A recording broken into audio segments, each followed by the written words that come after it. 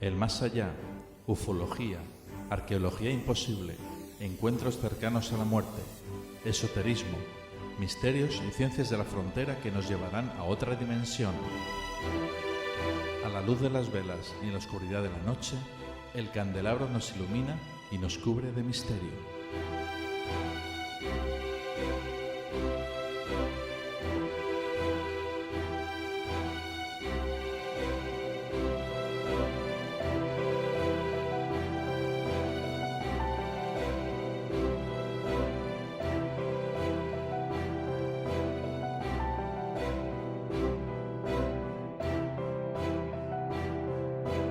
Aquí comienza El Candelabro.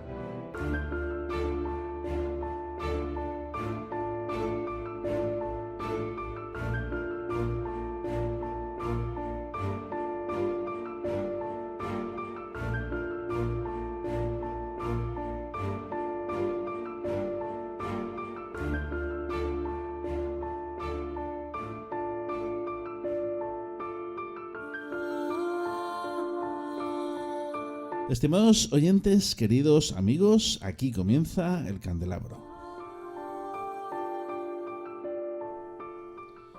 Con vosotros, Fernando Muyor, quien conduce habitualmente este programa, y hoy muy bien acompañado porque tenemos a gran parte del equipo y bueno, vamos a disfrutar muchísimo, pienso, porque además los temas que traemos, uno de ellos es muy exclusivo y el otro, yo creo que con Fran Escandel y el resto del equipo vamos a pasar un buen rato sin duda.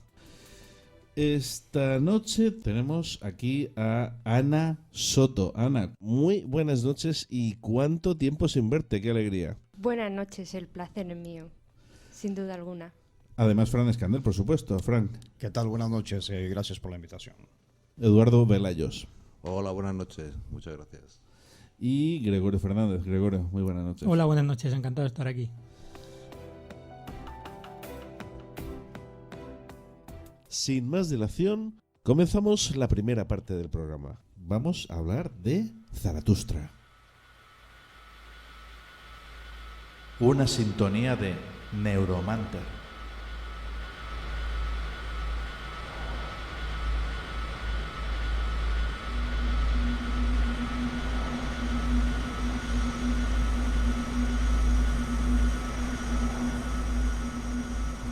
Frank, ¿qué es Zaratustra? ¿Quién era Zaratustra?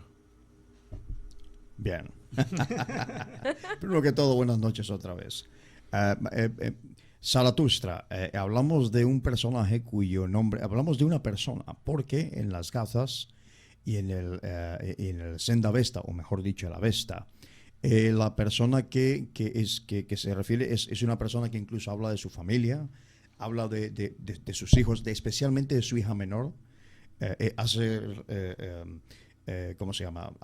Hace referencias específicas a su hija menor, ¿no? Entonces hablamos de un individuo. El nombre, por supuesto, estamos hablando aquí de un idioma. Zaratustra es la, digamos que o Zoroastro, que mal llamado por los mal llamados griegos, Zoroastro. Pero Zaratustra es lo que más se acerca a la pronunciación de su nombre, que es aproximadamente, y lo siento mucho, no hablo ni farsi, ni pahlevi, ni antiguo avestani, es Asho Spitmana Zartosht, que ese Zartosht es el apellido, es de donde viene Zaratustra. La cuestión, no te has equivocado, Fernando, al principio, sí, al haber preguntado qué o quién, es una muy buena pregunta, de hecho, es una persona, es un revolucionario y es un refundador, no un fundador, sino un refundador. Anacrónicamente se le ha dicho que fue el fundador de la orden de los Mogan, a quienes conocemos nosotros con el nombre de magos. La palabra mago, magia, magisterio, esas palabras nos devienen de un idioma que no es el griego, que no es el latín. Un idioma que está mucho, mucho más atrás, que es en este caso, como se le ha dicho, el Avesta o el Avestani, ¿okay? Que sería el ancestro directo de lo que hoy en día sería el Farsi, que es lo que se habla en Irán, y otras lenguas como es el caso del Pashto, que se habla en la antigua Bactria, que es hoy en día una cosa llamada Afganistán, Y otro idioma que está por ahí, otra lengua que está por ahí, que es Urdu, que es lo que se habla en otra cosa, que se llama hoy en día Pakistán. Y digo cosas porque estos no eran ni siquiera países. Hace 200 años Afganistán era el este del Gran Irán, del antiguo Gran Irán, y Pakistán hasta el año 44-45, si no me falla la memoria, era parte de India, o sea, que era parte del Punjab en India, o sea, que no eran países. Ok, entonces, lo primero que me gustaría decir es de cuándo estamos hablando. La mayoría, digamos que el mundo académico en general, habla de que Zaratustra, esta persona, o Zoroastro, vivió sobre el año 1200 antes de la era común, o antes de Cristo, como se dice, ¿no? Pero hay quien dice Sí. que unos cuantos siglos antes, quiero decir, 6300 antes Correcto. de Cristo. ¿Por qué hay esa diferencia de criterio? Bueno, esos son escritos clásicos. De hecho, podemos... Una fuente que aparentemente en Occidente es fidedigna, como es Homero. Homero, si más recuerdo ahora mismo, Homero afirmó que Zaratustra o Zoroastro vivió 5000 años antes de la caída de Troya, me parece que es. Otro clásico que está por ahí es Janto de Lidia, unos 5000 años antes de que Tarja, que es como le llamamos nosotros a Jerjes, cruzara el Helesponto, en este caso. Entonces estamos hablando de un periodo que es el final del Neolítico, aparentemente. Estamos hablando de un periodo que para la mayoría, para la academia occidental, es absolutamente imposible. Imposible porque lo que hace Zaratustra es fundar o refundar una religión que es el primer monoteísmo ético no dualista del mundo. Wow. Y digo no dualista, cuidado, porque ahora nos referiremos por qué he dicho no dualista. Es un monoteísmo, pero no es dualista, es decir, no es un... En realidad, la revelación abrámica, lo que llamamos revelación abrámica, que es el judaísmo, el cristianismo, el islam, ¿no? En realidad no son monoteísmos. Y con esto, lo siento mucho, lo tengo que decir. Son religiones diteístas. Tienen dos dioses, vamos a decirlo de alguna forma. Tienes por un lado el bien supremo y por otro lado el mal supremo. El mal hay que suprimirlo, el bien hay que apoyarlo. ¿Somos malos o somos buenos? Entonces, para nosotros los occidentales, debido a los idiomas que hablamos y la forma en cómo lo hablamos, tenemos un poco esa trampa conceptual de que nos cuesta entender cómo es posible que haya un monoteísmo, pero que no tenga una contraparte, es decir, que no haya el mal, eso que se llama el mal, entre comillas, ¿no? Entonces, hablamos de, si es cierto, hablamos de el final del Neolítico, una revolución en los pueblos, o en una nación, en una gran nación, que antiguamente se llamó Haryana Hashatra. Y esto, a la hora de traducirlo, es políticamente muy incorrecto traducirlo. Y lo digo por esto, porque significa el imperio ario. ¿Ok? Esto no tiene nada que ver con la Alemania nazi, que es un tema que tocamos hace unos días. No tiene nada que ver con esa noción de ario o esa noción de ario que se dio después de la Segunda Guerra Mundial. Se confundió y de hecho se trastocó totalmente el concepto de ario o de aria en este caso. Entonces hablamos de un sitio que se sigue llamando así. De hecho, Irán por sí mismo es una estupidez. Estamos hablando de que le damos a un país el nombre de un adjetivo, porque lo único que Irán significa es ario. Antes de 1979, con el desastre de lo que se llama hoy en día la República Islámica de Irán, el Shah de Irán, otra vez esa palabra Shah como gobernar, sí, ¿no? El Shah de Irán le llamó Irán Shar, que es como le llamaban en el antiguo Pahlavi, ¿no? Lo que se llama el Farsi medio, que es como le llamaban a esa tierra. Simplemente significa el imperio de los arios, punto. O sea, no hay nada más. Una de esas naciones, porque es una nación de naciones, por decirlo así, un tipo Reino Unido, vamos a llamarle, ¿no? Y eso tiene mucho que ver con lo que está pasando ahora mismo en Occidente y en España también en particular, ¿eh? Una especie de Reino Unido donde, digamos que, donde viven tribus, estas naciones son tribus, y digamos que la más preponderante de ellas son los que nosotros les llamamos los persas. ¿Okay? Entonces, claro, estamos hablando de la fundación de una religión que además sobrevive o se adapta o se nacionaliza o se hace estatal a través de 3 imperios persas distintos. ¿Okay? Si mal recuerdo ahora mismo, los aqueménides, los partios o partianos, no lo sé decir en español, lo siento, y los sasánidas, en este caso. Efectivamente. Gracias. Que lo tengo ahí apuntado, Lo tienes ahí sí, apuntado, sí, sí. ok. ¿Sobrevive? ¿A estas alturas sobrevive esas religiones? Sí, 60.000 exactamente. personas. Eh, Unas 60.000 personas alrededor Sí. de todo el mundo son las que todavía profesan esa religión. Wow. sí, Según he leído yo. y posiblemente más, y lo digo por qué. Es decir, ahora mismo lo que una forma de zoroastrismo que sobrevive es especialmente en la zona en la provincia o el estado de Maharashtra en India, que la principal ciudad de este estado o provincia es Bombay, mal llamado Mumbai hoy en día, ¿okay? Y entonces prácticamente es una ciudad dominada por parsis, así es como se llaman ellos, se llaman parsis. Es una forma de zoroastrismo que llegó huyendo precisamente después del siglo VII, hablaremos de eso más adelante, ¿no? De la invasión atroz de los árabes musulmanes, y después, 150 años después, otra invasión atroz también, horrenda, que es la de los mongoles. O sea que en 2 invasiones de 2 pueblos distintos y de 2 religiones distintas, pues echaron por tierra totalmente el gran legado que para Occidente y para Oriente también significa Irán, en este caso. Entonces llegaron ahí, sobrevivieron y entonces se establecieron ahí. Y entonces a mí, por cuestiones de trabajo, pues a mí me ha tocado trabajar en India un mes entero. He estado un mes entero trabajando en India y he conocido a parsis.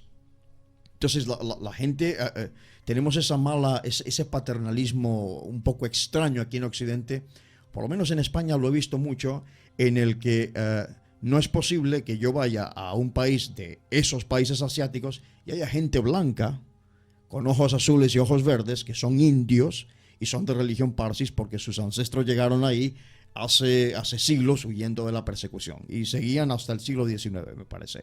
Entonces, estas personas, ¿no?, que son de origen iranio, no iraní, iranio, que es un gentilicio distinto, son prácticamente muchos de ellos indistinguibles de cualquier español o italiano o incluso alemán, indistinguibles. Entonces, hay una confusión ahí de que cómo es posible que haya indios, porque esa es la palabra, el gentilicio de India es indio, esos son los únicos indios que existen, no hay ningún otro, ¿ok?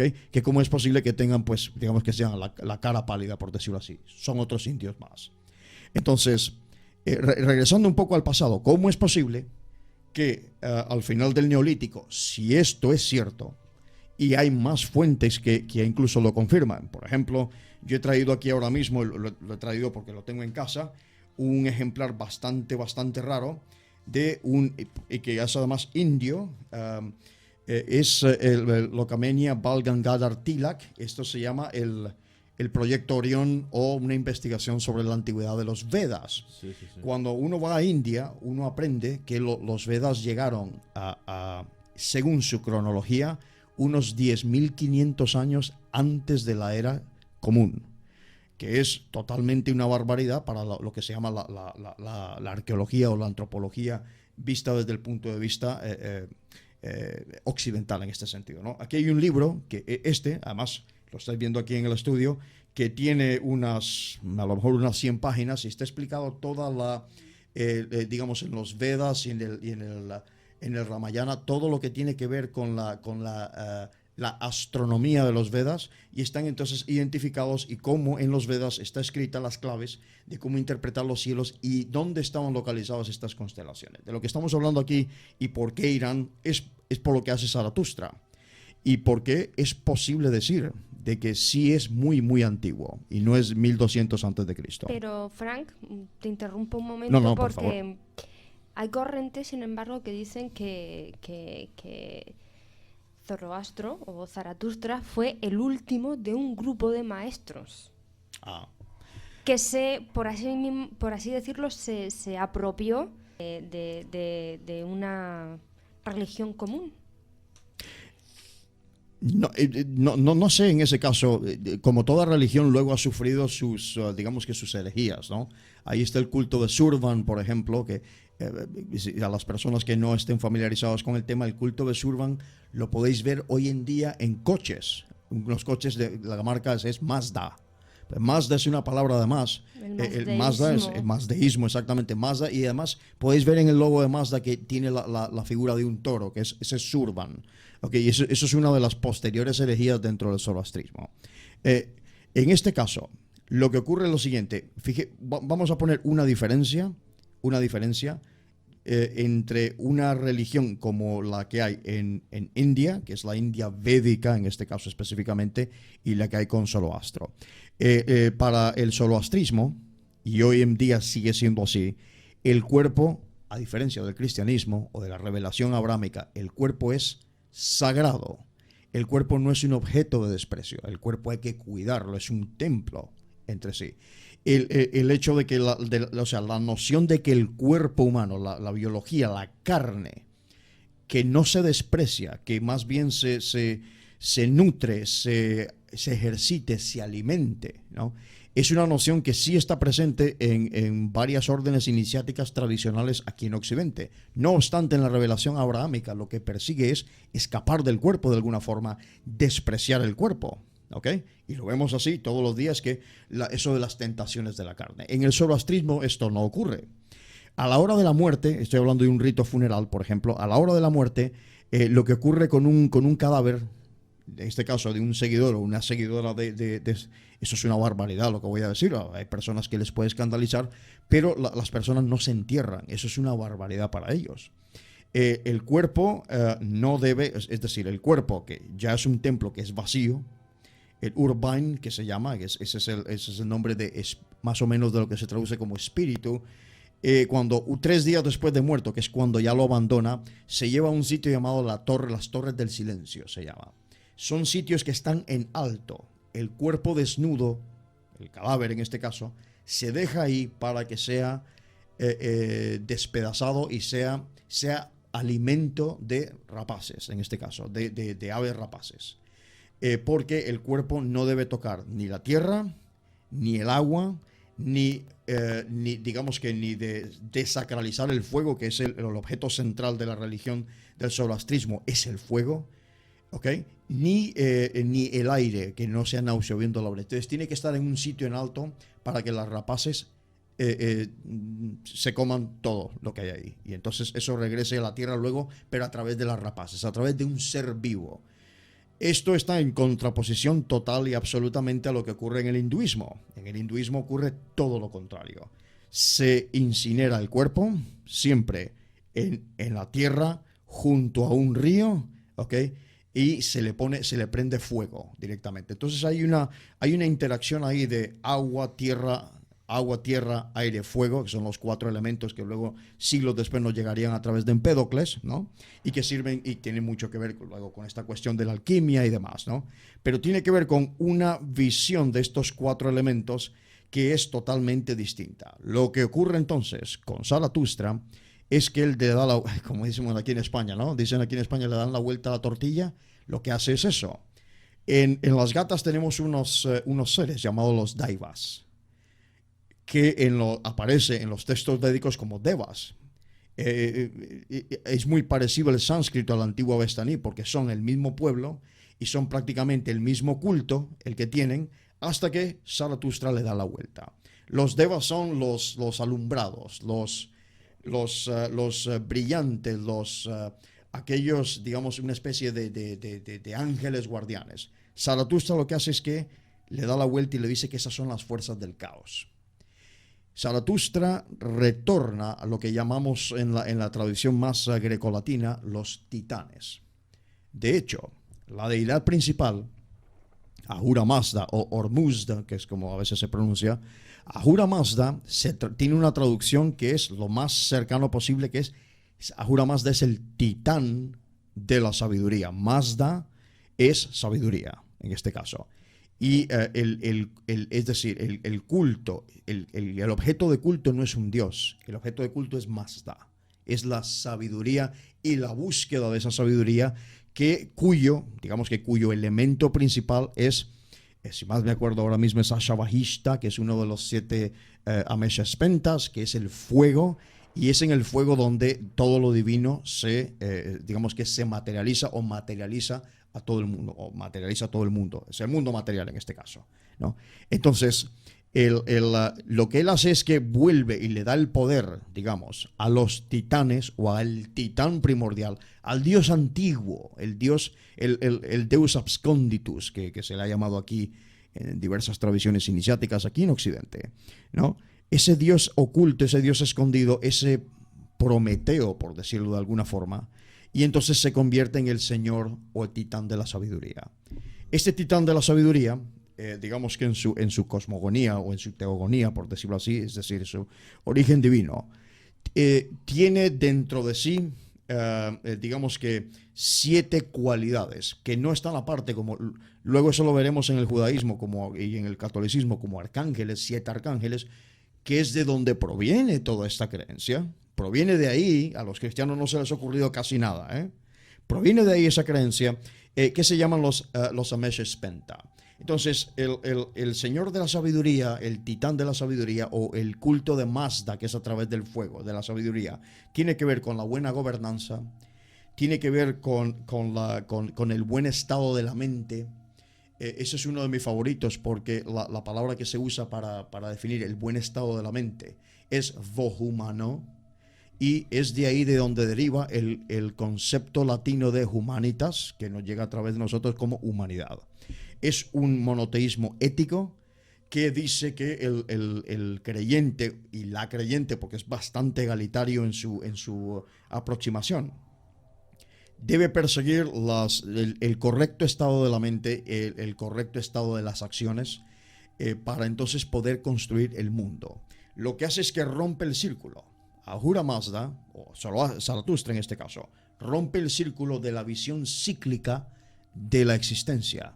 Es la primera religión que le da una historicidad o una línea histórica a la visión del mundo. Entonces eso, por supuesto, como hemos visto a través de la historia, y no como se está enseñando la historia hoy en día ahí afuera, que es simplemente una cuestión de opresor contra oprimido, que es una auténtica barbaridad.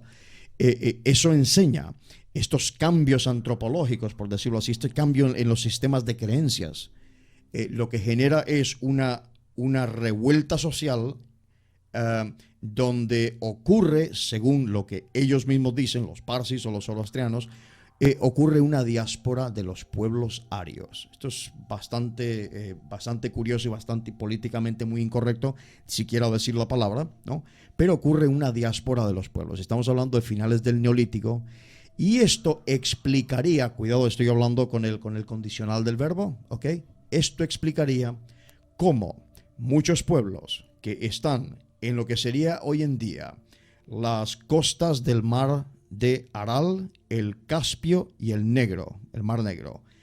El Mar Negro dándole toda la vuelta a lo que sería hoy en día, pues digamos que, a ver si no me falla la geografía, sería ahora mismo Georgia, por el otro lado estaría Azerbaiyán, Irán, parte de Turquía, parte de Siria, hasta que llegas al Mar Negro, dando toda la vuelta hasta que llegas a Ucrania. Todo este sitio empiezan a moverse estos pueblos, llevándose sus costumbres y llevándose sus raíces hacia oeste y otros hacia el este. Por eso tenemos entonces que las culturas, digamos, incluso lingüísticamente hablando, y lo vamos a decir así, las culturas europea, irania, no iraní, irania, y el hinduismo védico son culturas hermanas prácticamente, sino primas, ¿ok? Has dicho que el cristianismo, sí, entonces salió, tiene gran influencia del zoroastrismo. Bueno, y el judaísmo, ¿no? Claro que sí. El judaísmo. Viene a través del judaísmo. Recordemos que exactamente el cristianismo, hablo de cristianismo en general, ¿no? Catolicismo sí. Es una de las, vamos a decir, escuelas que el catolicismo lo que hace es que es un mestizaje entre, digo catolicismo, es un mestizaje entre estos cultos indoeuropeos que ya estaban en la Europa continental, ¿ok? Sí. Y un judaísmo mesiánico heterodoxo. Es un mestizaje ahí que hay de ideas, mezclado luego con Platón, etcétera, ¿no? Eso es catolicismo. Pero luego este cristianismo, que es que nace de un judaísmo, y este judaísmo que nace no cuando se ha dicho, digamos que, y voy a decirle a los creyentes, perdón, a los oyentes que vayan y busquen los libros de Esdras y Nehemías y lean con mucha atención, porque antes de Esdras y Nehemías, y Nehemías lo está diciendo, el pueblo que le llamaban israelitas no sabían nada de Moisés hasta que llega Nehemías, y Nehemías se lo dice. Eso está escrito ahí, ¿vale? Eso se puede ir y se puede verificar. Es decir, el judaísmo como tal es del siglo VI antes de nuestra era. No tiene 1500 años ni 2000 años de antigüedad, ni mucho menos, ¿ok? Se puede trazar ahí lo que se llama, por lo menos lo que se llama el judaísmo. Y entonces en el judaísmo, o los judíos en este caso vamos a llamarles, que son los del exilio, ¿no? En este caso tienen tanto y sienten tanto agradecimiento por un rey persa, que fue Ciro, en este caso Querós en su lengua, que estaban tan agradecidos que es la única persona real, física, a la que se le llama Mesías, a la que ellos le llaman Mesías. Es el único Mesías que existe, o el único Mesías que ha existido según los judíos. Mesías en el sentido de ungido, una persona que su Dios realmente, siendo incluso un rey gentil, pero que su Dios, el Dios de los judíos en este caso, le concedió, le tocó por gracia divina, etcétera, ¿no? Entonces estamos hablando de eso. Es el único que los judíos reconocen haberle llamado Moshiach o Mesías, en este caso, sí. Son auténticos poemas las caras del resto de colaboradores del resto del equipo que tengo aquí en estos momentos, porque escuchar a Frank siempre es así, es que es increíble. Yo te quería preguntar, Fran, Claro que sí. por el mateísmo a día de hoy, Ajá. si mantiene toda esa estructura ética que has comentado, o la ha adaptado a los tiempos modernos, o se ha reciclado o mantiene o son puristas en ese sentido. Se pueden trazar, si mal recuerdo, eso es en memoria, la memoria ahora mismo no anda muy bien, pero se pueden trazar 3 líneas aproximadamente. Una es los Parsis, que están ahora mismo, que son los que controlan prácticamente que es la capital financiera de India, que es Bombay en este caso, los Parsis. Ellos tienen una forma de zoroastrismo. Otra forma de zoroastrismo la podemos encontrar en los sufíes. Y vamos a hacer esta aclaración y vamos a tener que hacer los sufíes, correcto. Los sufíes, señoras y señores, los sufíes no son ni pueden ser musulmanes. Es absolutamente imposible que los sufíes sean musulmanes. Otra cosa es que los sufíes, que son los seguidores de uno de estos autoproclamados mesías dentro del zoroastrismo, que los ha habido también, llamado Mazdak, así se llama, es un personaje histórico, se puede ir a verificar, que si no me equivoco, segundo siglo de nuestra era, sobre el año 200 y pico, ¿ok? Perdón, donde hay una convergencia de ideas entre platonismo, las ideas de Mazdak. Eso es lo que compone el sufismo, que se llama, ¿no? Luego tiene que vestirse un poco de Islam para poder sobrevivir. Por la claro, zona y entorno. Exactamente, tienen que vestirse de musulmanes para poder sobrevivir. Pero los sufíes no son musulmanes, pero ni de broma, porque son increíblemente, es decir, su culto, es decir, las afirmaciones y esa poesía que tienen. Incluso los grandes poetas de la lengua árabe eran persas, no eran árabes, eran persas. Avicena es uno de ellos, etcétera, ¿no? Hafiz, por ejemplo, maravilloso poeta, pero eran persas, que les obligaron a escribir en árabe, pero eran persas. Entonces hay una serie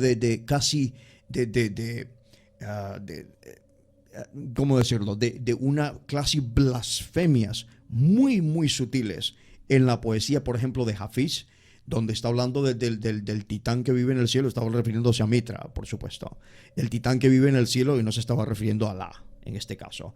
Esas son dos líneas. Y la otra línea es lo que los persas o los pueblos iranios, uno de los grandes pueblos iranios que sobrevive hoy en día son los kurdos, que son los medos, ¿ok? Son medos y partios, ¿ok? Que son es una nación que desapareció y está ahora mismo repartida entre 4 países, si mal me acuerdo, está repartido sería ahora mismo Irak, Irán, Turquía y Armenia. Está ahí repartido en esa zona lo que fue su propio reino, ¿no? Y entonces lo que los iranios hicieron del Islam para poder adecuarlo a su visión del mundo, y de ahí es de donde nace lo que se conoce como el chiismo, que es el Islam chiita, ¿okay? Que es considerado, por ejemplo, en Arabia Saudita, que son árabes, no son iranios. Los iranios son indoeuropeos, vamos a llamarles indoeuropeos, porque indoeuropeos quiero decir que es un solo pueblo, o una sola línea de pueblos, con una cultura y unas lenguas muy afines, que va desde lo que es hoy Islandia hasta el Punjab en India, y desde el norte de Rusia hasta Sicilia, más o menos, ¿okay? Para que nos podamos ahí ubicar. Entonces, en los países árabes, ¿okay? Que en su mayoría son musulmanes, no todos, tienes mucha presencia de árabes cristianos, por ejemplo, en Líbano, y en Siria hay muchísimos, en Jordania, ¿okay? Digamos que tienes ahí un odio tremendo al chiismo, precisamente porque el chiismo adopta esta escatología, esta soteriología que se llama, los teólogos tienen estas palabras. Soteriología tiene que ver con el aspecto salvífico de una religión, y por ejemplo, que es algo que introduce Zaratustra miles de años antes, lo introduce el concepto de salvación, pero ahora veremos por qué es distinto de lo que estamos acostumbrados a escuchar, ¿okay? Y entonces esta forma de pensar toma al Islam y entonces transforma al Islam para poder, digamos que, acoplarse a los iranios e indoeuropeos en este caso, ¿okay? Entonces, por los países árabes, que de donde viene realmente el Islam es una religión nacida entre tropas de combate, no son órdenes monásticas ni mucho menos, son tropas de combate. Claro, esto es una absoluta blasfemia, y lo que vemos, lo que estamos viendo en Oriente Medio es un problema muy antiguo que no tiene nada que ver con Estados Unidos ni con las potencias occidentales. Tiene que ver con el conflicto dentro de una sola religión por pueblos que no son, porque los iranios no son semitas, los árabes sí lo son, iguales que los antiguos judíos, son semitas. Entonces también tienes un problema tanto étnico como religioso. ¿Okay? Sí. Entonces, para clarificar un poco para los profanos a todo esto, este lenguaje, que habrá muchos radioyentes, imagino, ¿cuáles serían las bases de esta religión? ¿En qué consiste esta religión? Exactamente. He dicho anteriormente que digamos que está compuesto de 7 principios, que son la buena gobernanza, las buenas acciones, que tiene que ver con el tratamiento de la tierra, de la madre tierra, Spentarmaitis, si mal recuerdo. Tiene que ver con la ecología también. Imaginaos una religión que nace a finales del Neolítico, que está hablando de estas cosas. Tiene que ver con la igualdad de las personas a la hora de la salvación, es decir, al final de la historia, donde la muerte nos nivela y nos reduce a todos al mismo nivel, nos pone a todos de la misma forma, ¿no? Sea cual sea tu casta, ¿no? Donde en este caso sienta las bases de lo que luego se transformaría y nos llegaría a Occidente, como esta cuestión de los derechos humanos, solamente que esos derechos humanos que tenemos en Occidente tienen una base judeocristiana muy clara, además, que es muy distinta, es muy diferente a lo que proponía Zaratustra en ese momento. Por ejemplo, tenemos que el culto de Mazda, que es la sabiduría, se manifiesta a través del fuego. Ellos adoran el fuego. Lo mismo que nos llega a través de los griegos, nos llega a través de Heráclito. Heráclito nos dice, ¿no? Uno de los presocráticos nos dice que todo está compuesto por fuego. Eso, Heráclito además fue invitado a ser el filósofo de la corte persa. ¿Okay? Eso está bien documentado. Eso no es ningún accidente. No es ningún accidente. Y digamos que nos llega esa línea a través de especialmente Pitágoras y Platón. De hecho, Aristóteles, hay una historia por ahí, dice que Aristóteles, en la última noche de vida de Platón, Aristóteles llegó a decir de que es que Platón era una reencarnación, de alguna forma, de Zaratustra, ¿no? Eso lo llegó a decir Aristóteles, aparentemente. Entonces, se basa en el concepto de el Faravahar, que se llama. Faravahar se escribe, ¿no?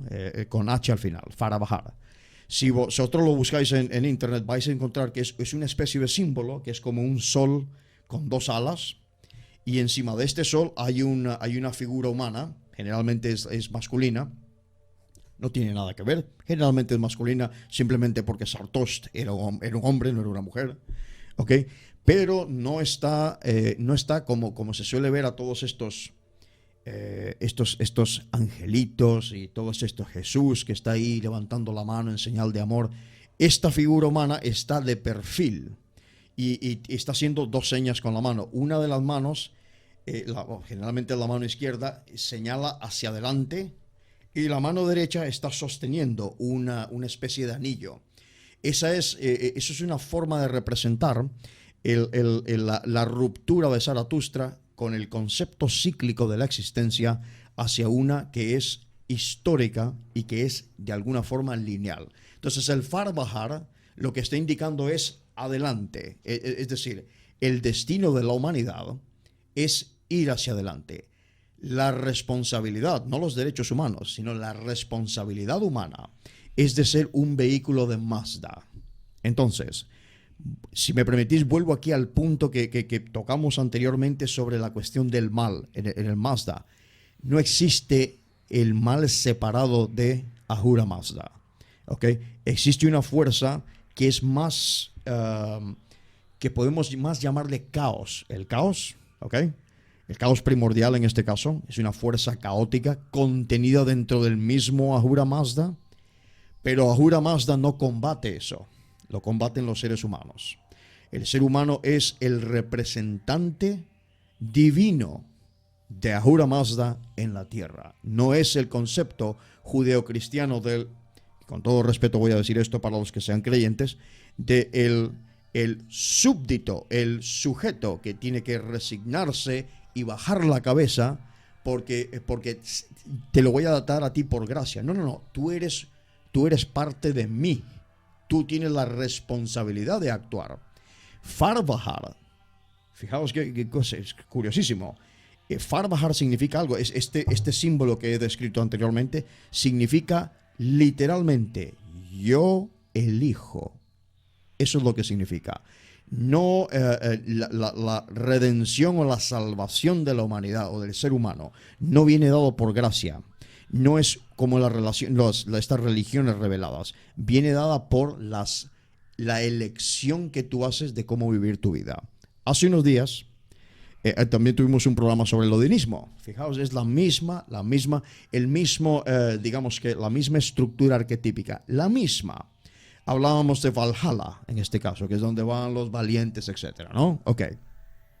Hablábamos es decir, los valientes, los que mueren en combate, pero los que mueren, además, cumpliendo con todos sus talentos, cumpliendo con todo lo que llevan dentro, ¿ok? Haciendo de sí mismos, haciendo dioses de sí mismos. Eso no tiene ningún problema, haciendo de sí mismos dioses, manifestando a la deidad que llevas dentro, porque no está en ningún otro sitio, sino dentro. Y hablábamos del concepto de Niflheim, en el odinismo en este caso. Niflheim no es el infierno judeo-cristiano-islámico que se conoce, ¿no? Niflheim es simplemente, en vez de ser un infierno de fuego, es un infierno de hielo. Y ahí van, digamos que, ahí van, según su forma de pensar, su forma de creer, ahí van las almas de las personas que en esta vida no han hecho nada. que no han contribuido en nada porque no han querido hacer nada. ¿Ya? Entonces no es un castigo eterno. ¿Y son pecadores? No, no existe el concepto de pecado. Es que quería preguntar, Claro. pero que existe la salvación, pero el pecado no. El pecado no, exactamente. Entonces para nosotros eso es un poco difícil porque se supone que debe haber No, una el contraparte. ser humano tiene que errar, o sea, se equivoca. Claro, pero tú eliges cómo, es decir, el Farbajar lo que te dice es, yo elijo, ¿no? Tú tienes que elegir cómo enmendar tus errores. Y se supone que tú, al ser repito, cuidado con esta palabra, un ario, es un término más religioso que étnico, ¿eh? Un ario es una persona, hombre o mujer, que está bien conformado, es entero, que Pero está entonces integrado por sí mismo. Sí. Partimos de la base de que el ser humano es perfecto y es el bien en sí mismo. Porque Ajá. sin el mal no existe el bien. Es el principio de construcción. Olvidémonos de la palabra bien y mal por un momento. Cuando nosotros sustituimos, y eso es un ejercicio que hago yo, cuidado, es una opinión mía. Si nosotros sustituimos las palabras bien y mal por construcción, destrucción, solamente te queda un camino que es el que los une a ambos: instrucción. Y se supone que lo que elige el ser humano, que va a ir y que se va a salvar, según el zoroastrismo en este caso, que no va a venir tu salvación porque alguien te va a salvar, te vas a salvar tú mismo, porque eres manifestación de Mazda. Y en esta vida, entiendo, hay otra vida en el... Sí, los gatas hablan de, es muy curioso porque los gatas hablan de que luego hay un levantamiento de los huesos. Esto luego se transmite, lo vemos en el Apocalipsis, ¿no? Los muertos se levantan de sus tumbas o se levantan en este caso de la tierra porque han sido devorados por rapaces, ¿no? Se levantan de la tierra primordial, de alguna forma, de la misma materia de la que estamos hechos todos, pero como seres especialmente como seres lumínicos de alguna forma. Pero esta imagen de la luz y la oscuridad está muy distante, es muy inferior a lo que Mazda o el culto de Ahura Mazda quiere transmitir. Sí. Ahora que dices lo de culto, yo me voy a la parte práctica, ¿vale? Por favor. Cualquier religión, como mínimo, cumple 3 requisitos, que es un templo, los ritos y los rezos. Ajá. En el zaratrismo, en el mazdeísmo, Sí. ¿existen estos 3 elementos? Las 3. ¿Y de qué manera se...? Perfecto. ¿Qué forma tiene un templo? ¿Cómo es? Bueno, cuando se han dejado entrar, solamente pueden entrar creyentes, en este caso. No es una religión prosélita, no busca que te conviertas, no busca eso. Aunque tienes que nacer dentro de, tus padres tienen que ser, en este caso, tienen que ser zoroastrianos para tú poder ir a acceder al templo, ¿no? Pero donde a las cámaras de televisión han entrado, en este caso, tienes un habitáculo muy grande, donde hay un gran fuego central y donde se recitan las gatas, que son los himnos de Zaratustra. Por cierto, esa palabra gatas, ¿veis cómo se parece a Gita? Como el Bhagavad Gita. Y las dos palabras son casi exactamente la misma lengua. Significan himnos, sin más. ¿Y hay ritos en comunidad que son... Es un rito en comunidad. ¿Es exclusivamente en comunidad? Se hace en comunidad, exactamente. Y lo hacen hombres y mujeres uno al lado del otro. No hay una separación como puede ver en el Islam. El sacerdocio es masculino, pero ¿cómo se llama? La oración, o vamos a llamarle oración de alguna forma, ¿no? O la recitación, perdóname si esa palabra no existe en el diccionario, por favor. El recitar, sí. El recitar, sí. El recitar lo hacen hombres y mujeres y niños lo hacen juntos, en comunidad. Y eso está en las gatas. Cualquiera de los oyentes que quiera saber qué es lo que recitan las gatas, puede ir a comprarlo. A lo mejor vale 8 o 9 euros, no vale más. En una librería. Exacto. Nuestros historiadores están muy callados. A ver.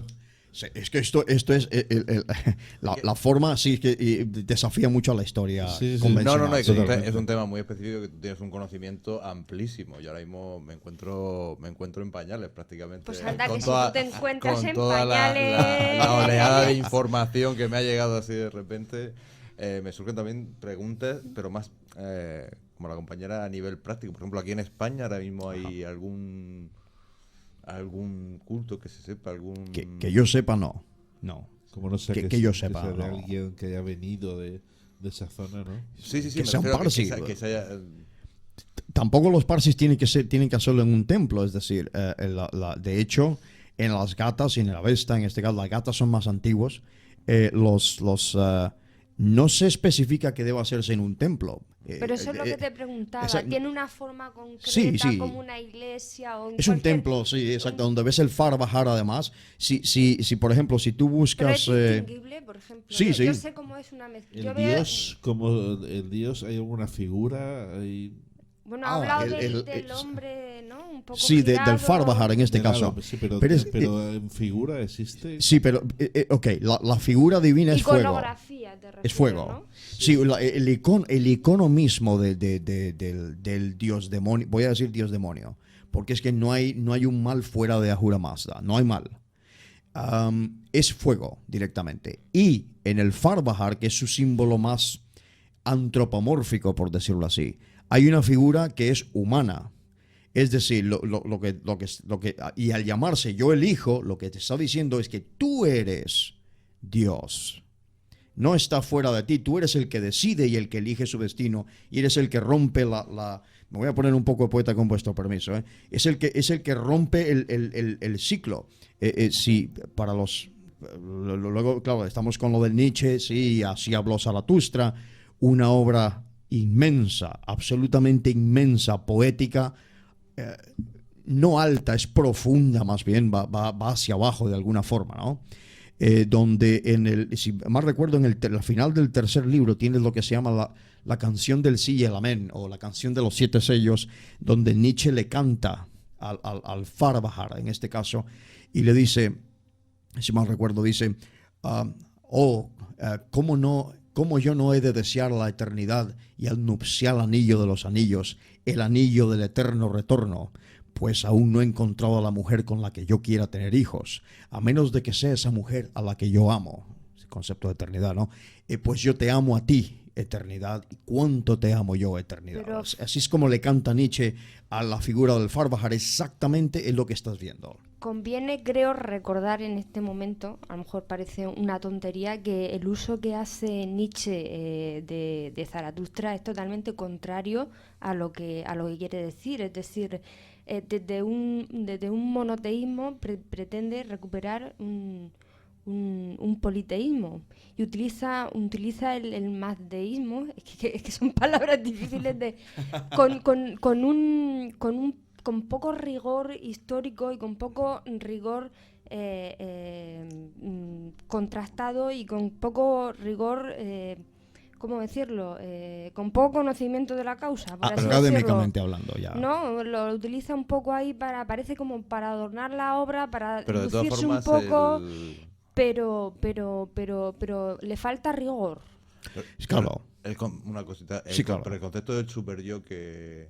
El superhombre. El superhombre Sí, me casa mucho con lo que nos ha explicado Fran Efectivamente. sobre que tú mismo eres el juez, no necesitas un juez externo, un juez de tus actos y de cómo corregirte para obrar bien. Y las 3 fases del camello, el león, El león y el y el niño, que al final es Exactamente. el dios. El niño es el Exactamente. En ese caso, así habló Zaratustra de Nietzsche, no es una obra filosófica o histórica, es una obra poética, altamente poética, Pero tremenda. sin embargo lo decía porque se Sí. suele asociar como que tiene que ver con el mazdeísmo, como mucha gente lo lee creyendo que se va a instruir en eso, ¿no? Y por eso no tiene Claro. nada que ver.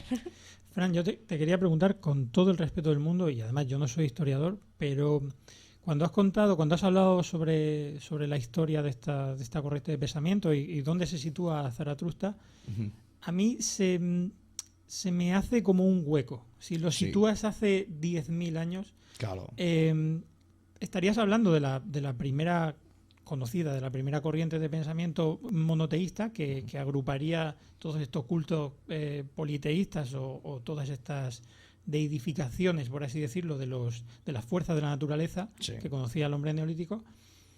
Y sin embargo, ¿dónde pondrías, por ejemplo, aglutinas todas estas corrientes de pensamiento alrededor del Mar Negro? ¿Dónde pondrías en el Mediterráneo a un imperio como el egipcio, que fue politeísta, que tuvo una cultura politeísta después del nacimiento de esta corriente de pensamiento que, según tú, se extendió hace 10.000 años? No, sí, hace 10.000 años, sería 8.500 años aproximadamente, sí. Según yo, no. Es decir, yo he citado las fuentes que dicen, que son fuentes además que utilizamos en Occidente como verídicas, como académicas en este caso, y son los que hacen esas aseveraciones. Ahora, nosotros sabemos, perfecto, eso sí que lo sabemos, y lo sabemos además, nuevamente los oyentes pueden ir a verificarlo, en un texto llamado el Shahnameh, el libro de los reyes, ¿ok? Que es una recopilación que hace... Ferdowsi hace esta crónica de los reyes hasta lo que sería el siglo VII, es decir, hasta antes de la caída del último imperio persa, que son los sasánidas, ¿sí? Antes es decir, en el momento que los árabes musulmanes invaden Persia, acaba el libro, ¿ok? Entonces, sí sabemos perfectamente de que, claro, en este caso los musulmanes, a la hora de entrar en Irán Shar o en Ariana Hashatra, lo mismo que pasa, quemaron lo que serían universidades o centros de educación, quemaron textos, quemaron papiros, lo mismo que hicieron los cristianos con Alejandría, ¿ok? Lo hicieron los musulmanes con Irán, lo hicieron los musulmanes luego también en Egipto otra vez, lo mismo que hicieron los judíos con los jebuseos, que son los originales. Eso está escrito en el Antiguo Testamento, lo podéis ir a buscar. Lo mismo que hicieron los judíos con los jebuseos, que son los moradores de una ciudad llamada Jerusalén, que no fue construida por los judíos o los israelitas en este caso. Entonces esto es parte desgraciadamente de la aventura humana, ¿no? Llegan y quemas quién sabe cuántos papiros, pero las pistas ahora mismo indican que puede ir por ahí, porque es que si nosotros lo tomamos como verdadero en este caso, o lo podemos probar, eso explicaría por qué los pueblos indoeuropeos se dispersan por el problema político y antropológico que genera como decía Nietzsche, una transvaluación de todos los valores, que es lo que efectúa Zaratustra, y entonces estos pueblos se pelean entre ellos y se dispersan, para que luego, siglos después, en las diferentes diásporas que siguen ocurriendo, al final les alcance la revolución de Zaratustra, les alcanzará siglos después. Un ejemplo. Por ejemplo, en el caso de la rama indoeuropea del budismo, que es el tibetano, en este caso, ¿ok? El reformador de esa forma de budismo es un iranio, y es Bodhidharma, me parece que es. Y además, un sujeto que cuando ves las efigies no era un oriental, era un iranio. Lo escriben con la barba roja incluso, y la gente de por ahí no tiene barba, ¿ok? Pues como un hombre barbado, como un hombre indoeuropeo en este caso. Entonces, en este caso viene de la escuela mahayana además. En este caso, los valores del zoroastrismo se transmiten a través de esa corriente, que es la que luego, y tú que eres budista, Fernando, sí, budista de verdad, aunque tú eres Theravada, pero es la corriente que luego llega hasta Japón, a lo que ese sería el Zen. El Zen. Exactamente. Te quería preguntar precisamente por eso, metiendo un poco el dedo en la llaga. Si nos vamos perdón, Egipto. Lo siento, no te he respondido sobre Egipto. Es más, voy a lanzar otro pueblo muy importante que también debería estar en la ecuación, que es Sumeria. Es decir, ¿y Sumeria qué pasa? ¿Qué pasa con Sumeria y qué pasa con Egipto? De pueblos que están en medio en el tiempo y sin embargo tienen una cultura politeísta. Si esto hubiese sucedido en el año 6500 antes de la era común, en este caso, estamos hablando más o menos de la fecha en la que se data la Esfinge, académicamente hablando, es más o menos la fecha en la que se data la Esfinge. ¿Fueron uno de estos pueblos los primeros pobladores de esa zona? Está por verse. Sí, cuando se supone que aquello era un vergel y era completamente diferente. Exactamente. Fueron los sumerios. Claro, sí. Fueron los sumerios, que además vemos la palabra ario dentro del nombre sumerio. No lo he traído aquí, pero es un libro que casi no existe hoy en día, se llama Los orígenes fenicios de los britanos, celtas y no sé qué. Así se llama, es una investigación, ¿no? Y la última vez que se editó el libro fue en 1926. Yo tengo un ejemplar de ese libro, ¿okay? Wow. y habla de los sumerios como un pueblo indoeuropeo. Entonces, yo sí haría, no puedo hacer la aseveración, pero yo haría la pregunta. Yo no soy de letras, no soy historiador, o sea, yo vengo de la ingeniería y de las matemáticas, pero bueno, es decir, menos mal, yo estaba diciendo menos mal. Sí. Es decir, la pregunta sería si los sumerios fueron uno de los pueblos de esa diáspora. ¿Tendría sentido pensar que sí? Y no solamente eso, voy a ir más allá y por favor, esto es una especulación, es una travesía un poco intelectual, vamos a llamarle. Pero no solamente ahí, y si atendemos también a las historias de pueblos aborígenes de lo que sería hoy en día Norteamérica y Sudamérica, sobre estos pueblos, estas gentes que llegaron ahí con barba, altos, de piel blanca, etcétera, los arrojamos o no los arrojamos en la ecuación, porque esto tendría por lo menos sentido, pero esto es una aseveración, es una especulación, y eso ya se quedaría para otro programa, que se hace muy largo. Pues sí, de hecho hay un dios, ¿no? Sí. En Latinoamérica concretamente. Vultan me parece que se parece mucho de alguna forma se parece a Wotan y tiene las mismas características incluso. Sí. Sí. Perdona. No. No, es que me he quedado. Aquello que te iba a decir, has hablado antes del budismo y hablaste en el anterior programa, creo también, de la relación que podía haber con el budismo, que me parece muy interesante. Pero si situamos, hay creo se generó una corriente de pensamiento, una corriente religiosa, por así decirlo, en un periodo de tiempo en la historia alrededor del 600 a.C., que podemos encontrar corrientes de pensamiento súper interesantes. Quizás no una generación espontánea, lógicamente tuvo que tener una ramificación y una influencia de unas a otras, pero alrededor del mismo periodo de tiempo podemos encontrar al viejo maestro, a Lao Tse, podemos encontrar a Buda, podemos encontrar a Confucio, podemos encontrar... Sí. Este cambio de pensamiento, ¿no crees que es más parecido con precisamente con lo que estás hablando con Zaratustra, y no sería quizá muy descabellado situarlo alrededor de aquella época y no irse tan lejos? Sí, perdón, correcto, es decir, habría una continuidad e incluso debido a la existencia de 3 imperios persas, sí nos daría para decir, sí, pues vivió sobre el año 1200. No solamente se trata de las fuentes clásicas que yo he citado, que se pueden ir a verificar, ¿okay? Aquí tenemos un historiador, además, se pueden ir a verificar. También hablo de que del otro lado en Oriente, en este caso, por ejemplo, este libro de Tilak que yo he traído aquí, que es el Proyecto Orión, resulta que esto todavía es descabellado en algún sentido, porque va todavía mucho más atrás, hace sobre el 10.500 a.C., que es cuando los Vedas, gente de piel blanca, pelo, etcétera, de aquella forma, de aquella descripción, ¿no? Cuando los Vedas llegan a lo que sería hoy el noroeste de India, a Pakistán, parte del sur de China, etcétera. Y que vendrían en algún lugar que sería Siberia, pero eso es otra historia. Y por lo tanto los parsis también, especialmente, nuevamente, los oyentes pueden ir a verificar esto, ¿okay? Especialmente de un escritor parsi llamado Porus Homi Hebewala, con H, Hebewala, que sí, es un apellido igual que el gaditano, exactamente.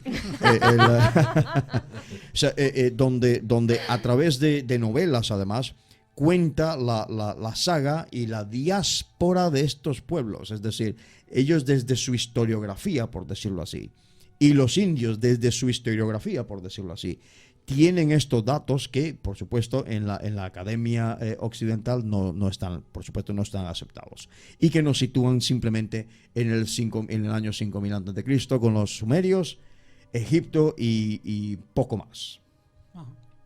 Lo que me parece muy interesante, desde luego, es que, y en eso sí que estoy de acuerdo, que desde luego la historia que nosotros conocemos es la historia occidental. Claro. Como se ha escrito la historia. Entonces no hemos perdido una gran cantidad de de historia y de datos y de conocimiento que viene de otros muchos lugares, y seguro que, bueno, seguro, lógicamente lo que estudiamos aquí no es lo mismo que se estudia en China o lo que se estudia en cualquier otro país, claro. No obstante, voy a hacer una observación que hicieron los... además eran catedráticos universitarios, no, pero eran doctores brahmanes, además, eran casta brahman, ¿no? En India. Ellos me dijeron que fueron colonia británica y toda esta gente son indios, ¿eh? Dice que una de las cosas que ellos siempre le agradecerán a los británicos es haberles enseñado a guardar sus textos históricos y sagrados. Porque ellos estaban, sí, es decir, el más perfecto idioma del mundo, a lo mejor hoy en día, que se pueda conservar es el avestani o el sánscrito, que son además muy parecidos, ¿no? Por eso se logra situar, por eso se sitúa a veces a Zaratustra o a su culto, o a su religión en este caso, con el surgimiento de los Vedas, como se acepta en Occidente, no como se acepta ahí, que es otra cosa, es muy diferente. Por los registros históricos que tenemos. Pero Exactamente. es que, aquí está ahí en la doctrina.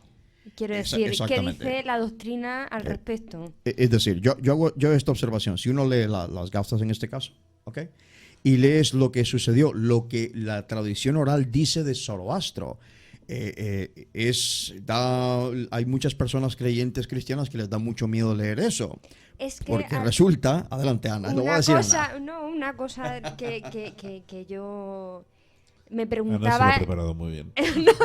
pero es que es inevitable preguntarse las similitudes entre el cristianismo Claro. y el... Efectivamente, o sea, efectivamente. es Eso inevitable te quería oyendo, preguntar yo. oyendo. Es lo que Sí, llevo sí, sí. pensando un buen rato. Que si podemos entender una Ujú. copia o simplemente que se quedasen vestigios de aquella religión y surgiese Claro. el cristianismo. ¿Cómo entendemos esto? ¿Podemos casarlo de alguna manera? Por supuesto, por supuesto. Por ejemplo, las gatas dicen de Zaratustra que cuando estaba en el vientre de su madre, a su madre se le apareció una gran luz anunciándole Mazda, anunciándole la luz divina. Exactamente lo que leemos La anunciación como la anunciación de claro. María. Pero estamos hablando de algo que tiene siglos y siglos y siglos antes de lo que se conoce como el nacimiento de Jesús. En este caso, o más bien yo le llamo por su nombre correcto, que es Emanuel. Con vuestro permiso. Ok. Por ejemplo, habla de que cuando nace Sartost, en este caso, abre los ojos, sonríe y puede hablar, que es algunos de esos atributos que se le puede dar, claro, al ser hijo de Dios, pues entonces el niño Jesús pues hace exactamente lo mismo. Yo te Que si quería el preguntar- pesebre, exactamente lo mismo. Yo te Sí. quería preguntar, perdona, precisamente por esto, porque hay una leyenda sobre Zaratustra, sobre su nacimiento, como una historia de un grupo de magos que lo querían matar o algo así. Porque era un niño especial, una historia esta como... Exactamente, y claro, eso tiene que ver con lo que luego nos cuenta el cristianismo sobre la matanza de Sí, niños sí, de claro. Herodes. Ajá. ¿Ok? Estamos que viendo una... Exacto. copia literal. Exacto, es que es casi literal. Sí, sí, sí, sí. En el budismo, por ejemplo, en el budismo Theravada, en el canon Pali del budismo Theravada, Fernando sí conoce más de eso que por lo menos yo. Tenemos la misma estructura arquetípica de una familia que huye con un niño divino, etcétera, etcétera, etcétera. La misma estructura arquetípica. ¿Qué pasa? Estas estructuras, si Jung hubiese terminado su trabajo, o si lo terminó y no se ha publicado porque es tremendo lo que su trabajo nos puede sugerir, ¿ok? Es que las estructuras arquetípicas se repiten y lo único que hace es que se redefinen con otros nombres a través del tiempo. El arquetipo es exactamente el mismo, ¿ok? El mismo arquetipo. Por ejemplo, la revelación que tiene de Mazda, Zaratustra, ocurre junto a un río, muy parecido a lo que sucede con el señor Buda en este caso. ¿Okay? El simbolismo del árbol, importantísimo, que también lo vemos en el budismo, ocurre también con Zoroastro. Tenemos los mismos arquetipos en este caso, simplemente yendo y tomando nombres en culturas más o menos afines, como es el caso del judaísmo, que prácticamente se lo traen Esdras y Nehemías, y tienen que construir una religión para darle aquello sentido, que es cuando viene el templo de Zorobabel, que es el segundo templo de Jerusalén, etcétera, ¿no? Entonces, menciono a los judíos simplemente porque es de los judíos de donde viene luego la tradición cristiana, que es una tradición judía, mesiánica y heterodoxa, que luego se mezcla con antiguos ritos cíclicos indoeuropeos. La verdad es que da miedo, bueno, y los que sean cristianos católicos y nos estén escuchando, la verdad es que alguno de ellos estará un poquito asustado, ¿no? Con todo esto. No deberían. A ver, no yo- deberían, ¿eh? No deberían, no deberían. Yo como cristiana, si me lo permitís, yo soy creyente cristiana y es que no creo que una cosa excluya a la otra. Claro. Quiero decir, al final es un Dios y unos ritos que con el tiempo, como él bien dice, se van repitiendo de una manera distinta, pero al final significan lo mismo. Ciertamente el objeto de culto en la revelación abrahámica, es decir, especialmente el judaísmo, cristianismo, islam, que es la misma deidad, que yo sé que hay personas que no les gusta escuchar esto, pero es que es la misma deidad, ¿ok? Y es la misma dirección, es decir, la salvación tú la recibes por gracia, no la generas tú. Tú eres un principio de generación, que es lo que hace el zoroastrismo, es totalmente inverso, es decir, tú lo que tienes que, en el zoroastrismo, lo que tienes que combatir en tu vida son las fuerzas del caos, es la entropía, son las leyes de la naturaleza, totalmente natural, es decir, es una religión que no moraliza la dialéctica a la que se enfrenta el ser humano, simplemente es integral y es simultánea. Hay una figura, perdón, creo que te he interrumpido. No, simplemente digo Ajá. que el moralizar, Sí. yo creo que respecto al cristianismo viene mucho después, a que el cristianismo naciese, a que naciese Jesús. Yo creo que en un principio Jesús y sus seguidores no tenían esa... O sea, el moralizar viene después, como una forma de tener al pueblo, ¿no?, manejado de alguna manera, Exacto. de manejar al pueblo, a la gente con el miedo. Pero que en ese sentido, vuelvo a decir lo de antes, no es excluyente una cosa una con la otra, puesto que al final es un Dios, son creencias, son formas de entender la divinidad Exacto. distintas, pero no excluyentes. Sí, porque quizá si hablamos de, en este orden, judaísmo, cristianismo, islam, estamos hablando de profetas que con todo el respeto del mundo lo digo, de alguna manera estamos hablando de explicar la palabra de Dios o un mensaje que se le otorga de una manera, bueno, divina, como sea, pero quizá en Zaratustra estamos hablando más de filosofía, por así decirlo, ¿no? Es muy filosófica. Exactamente, efectivamente. es una religión profundamente filosófica, es decir, que no separa es decir, la religión misma en sí es una filosofía. Y si vamos a Heráclito, por ejemplo, Heráclito, que estuvo muy cerca, si leemos a Heráclito nos damos cuenta de ese lenguaje primordial antes de, y lo voy a decir también con todo mi respeto, porque hay creyentes en Sócrates también. Sócrates es una especie de profeta para muchos, y lo voy a Y en decir así, Maradona. antes ¿No? del desastre provocado por lo que Platón dijo que dijo Sócrates. Cuidado, porque Sócrates no escribió nada. Lo escribió su alumno Platón. Y a partir de ahí, después, Platón dijo, se ha equivocado el maestro y ahora vendo yo mi propio libro y se llama La República. Marketing maravilloso, además. Ok, decía que antes de esta ruptura, ¿no? Y eso es de lo que Nietzsche se refiere y lo que también Wagner de alguna forma ese romanticismo, ¿no? Ese romanticismo alemán, ¿no? De alguna forma. Goethe también está ahí metido, Jung de alguna forma porque es alumno de todos ellos, Hesse, ¿por qué no? Heidegger, hasta llegar a nuestros días. Heidegger casi que es un zoroastriano en muchas de las propuestas que hace en una filosofía que se llegaría a llamar la filosofía postmoderna y fue vilmente traicionada y desfasada por lo que se llaman los Soixante-Huitards, que son los seguidores de la revolución de la Quinta República, que es lo que ocurre en Francia, la revolución del 68. Esos filósofos traicionaron a Heidegger, definitivamente. Bueno, regresando un poco hacia atrás, entonces, lo que sucede con esto es interesante porque esto nos permite trazar la evolución de las ideas y saber de dónde vienen las cosas que nosotros creemos o creemos saber, ¿ok? Y por qué las creo sin cuestionarlas, ¿ok? Yo creo que eso es la principal contribución del zoroastrismo, es eso, que rompes el ciclo de la creencia cíclica de la naturaleza que sigue en el hinduismo, por ejemplo. Es una religión así, sigue en una forma del budismo, ¿okay? Sigue ahí manifestándose, y entonces le da una línea histórica, pero una línea digamos que de un proyecto un proyecto de evolución más que de salvación. Pues salvación se queda muy en el ámbito judeo-cristiano islámico, y entonces lo vemos así necesariamente. Una observación que voy a hacer, para poder ubicar a Ahura Mazda en un concepto más occidental, le diría a los oyentes que vayan a buscar el nombre de Abraxas, que se parece muchísimo al concepto de Ahura Mazda o titán de la sabiduría.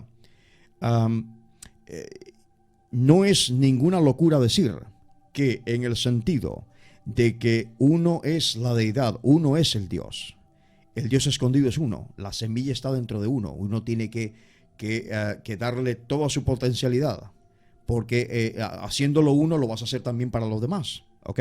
Esa es la construcción de la buena mente que llaman ellos, y de la buena humanidad, el voz humano, el sentido de humanidad que existe, que haciendo eso, teniendo esa simultaneidad, esa integración de la realidad, que es lo que el zoroastrismo, de hecho Voltaire llegó a decirle que el Zoroastro era el profeta perfecto para el siglo de ¿cómo se llama? El movimiento de la Ilustración, ¿no?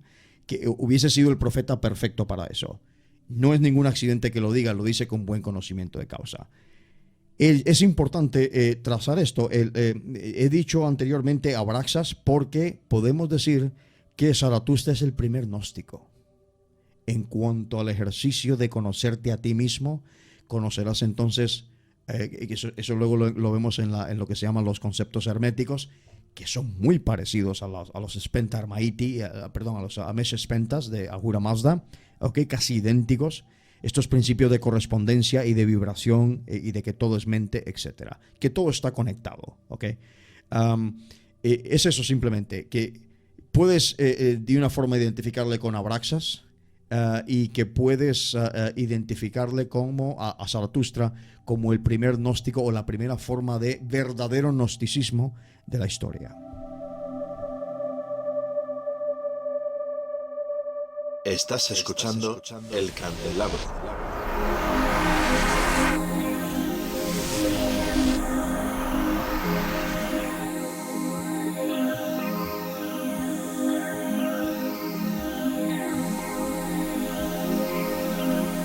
elcandelabro968@gmail.com.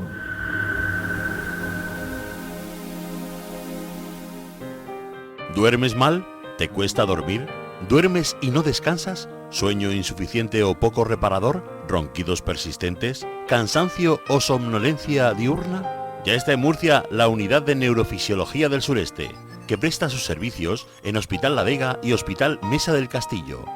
Un especialista le atenderá en la consulta inicial gratuita y nuestro equipo profesional y humano le pondrá el mejor tratamiento a su problema, sea de causa neurológica, respiratoria o de insomnio. También tenemos especialista en medicina del sueño infantil. Unidad de Neurofisiología del Sureste, en Hospital La Vega y Hospital Mesa del Castillo.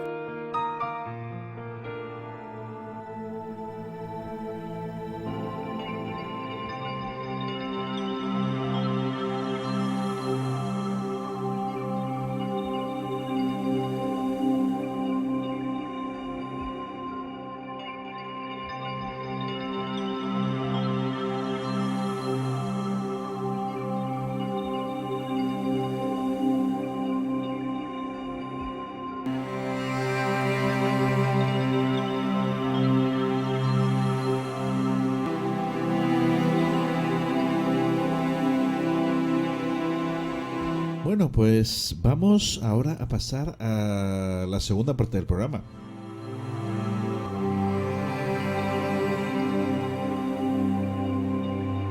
El segundo tema que nos ocupa hoy podría ser un tema más de nuestra sección de noticias. Sin embargo, aquí en el Candelabro tenemos hoy la gran oportunidad de conocerlo de primera mano, sin duda, toda una exclusiva.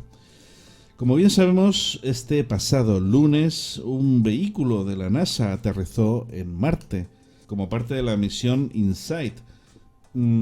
¿Habéis leído vosotros acerca de este tema, ¿no? ¿Qué es lo que pensáis? A ver.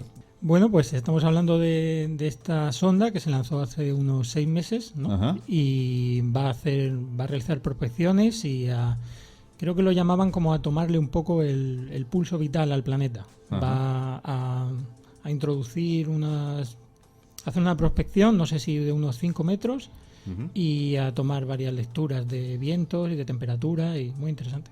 Uh-huh. Eduardo. La verdad que es muy interesante poder hablar de esta misión y de las que vendrán en un futuro muy próximo. Cada vez tenemos más noticias sobre misiones y lanzamientos, es una constante, y poder hablar de este tema esta noche resulta muy interesante. Uh-huh. Frank, tú has estado por allí además. Sí, No por Marte, pero sí por la ¡Ah, qué NASA. susto! Todavía no. Todavía. Exactamente. En mi caso no ha sido con nada de lanzamientos ni nada, pero sí digamos que mi trabajo, ¿no? En alta tecnología, realidad aumentada, industria 4.0, también la NASA tiene que hacer ese tipo de cosas, y me ha llevado a estar en el Centro Espacial Johnson y en el Ames, que está en Silicon Valley, en California, al otro lado, ¿no? En este caso, importantísima la misión, más que otras quizás, o con otro enfoque, porque es una observación interesante. ¿Cómo es posible que en un planeta que tiene más o menos la cuarta parte de la masa del planeta Tierra, ¿okay? ¿Cómo es posible que pueda existir ahí un volcán a la par del cual nuestro monte Everest aquí en este planeta es un pigmeo? Estamos hablando del monte Olimpo. Es un pigmeo, ¿okay? Estamos hablando de un volcán que, si mal recuerdo, no quiero equivocarme, mide unos 30 kilómetros, me parece que son casi 30 o 35 kilómetros de altura, un volcán. ¿Cómo es posible que en un planeta tan pequeño pueda haber semejantes fuerzas? ¿O cuándo sucedieron estas fuerzas? ¿Y qué generó? Si fue generado desde dentro o fue generado también desde fuera. Vamos a ver eso. Nuestra compañera Ana Soto. Ana. Bueno, yo por lo que he podido leer, el amartizaje, como lo han bautizado, lo que busca también un poco es, un paralelismo entre cómo surgió la Tierra y cómo surge Marte, porque son ambas de naturaleza rocosa y puede, intenta arrojarnos el que esta sonda haya aterrizado un poco de luz sobre cuál es nuestra historia, cómo surgió todo esto, si hay agua y en realidad al final un poco lo que siempre ansiamos, si puede haber vida. Algún tipo de vida. O es habitable para nosotros. Efectivamente. Uh-huh. Hombre, sí. De hecho, hay quien decía que llevamos ya años incluso visitando este planeta, pero bueno, esto yo creo que ya es pura fantasía, ¿no? 43 intentos. Ajá. Y es la 8ª ocasión que se llega a Marte. Ajá. Pues vamos a ver si en esta ocasión pueden llegar incluso a lanzar alguna vida humana, ¿no? Que sería lo suyo. Es lo que al parecer intenta la persona a la que vamos a entrevistar aquí esta noche a modo de exclusiva, que es un ingeniero de la NASA. Un ingeniero de la NASA que además ha colaborado con este aterrizaje. Lo que yo no sabía, que había tanta presencia hispana en la NASA, ¿no, Frank? La verdad es que es sorprendente. Sí, sobre todo española. Hispana sí, imagino que latinoamericanos habrán bastantes. Sí, exactamente. Bueno, ahí dentro de NASA no se tiene en cuenta ese tipo de cuestiones de que si eres de un origen o de otro.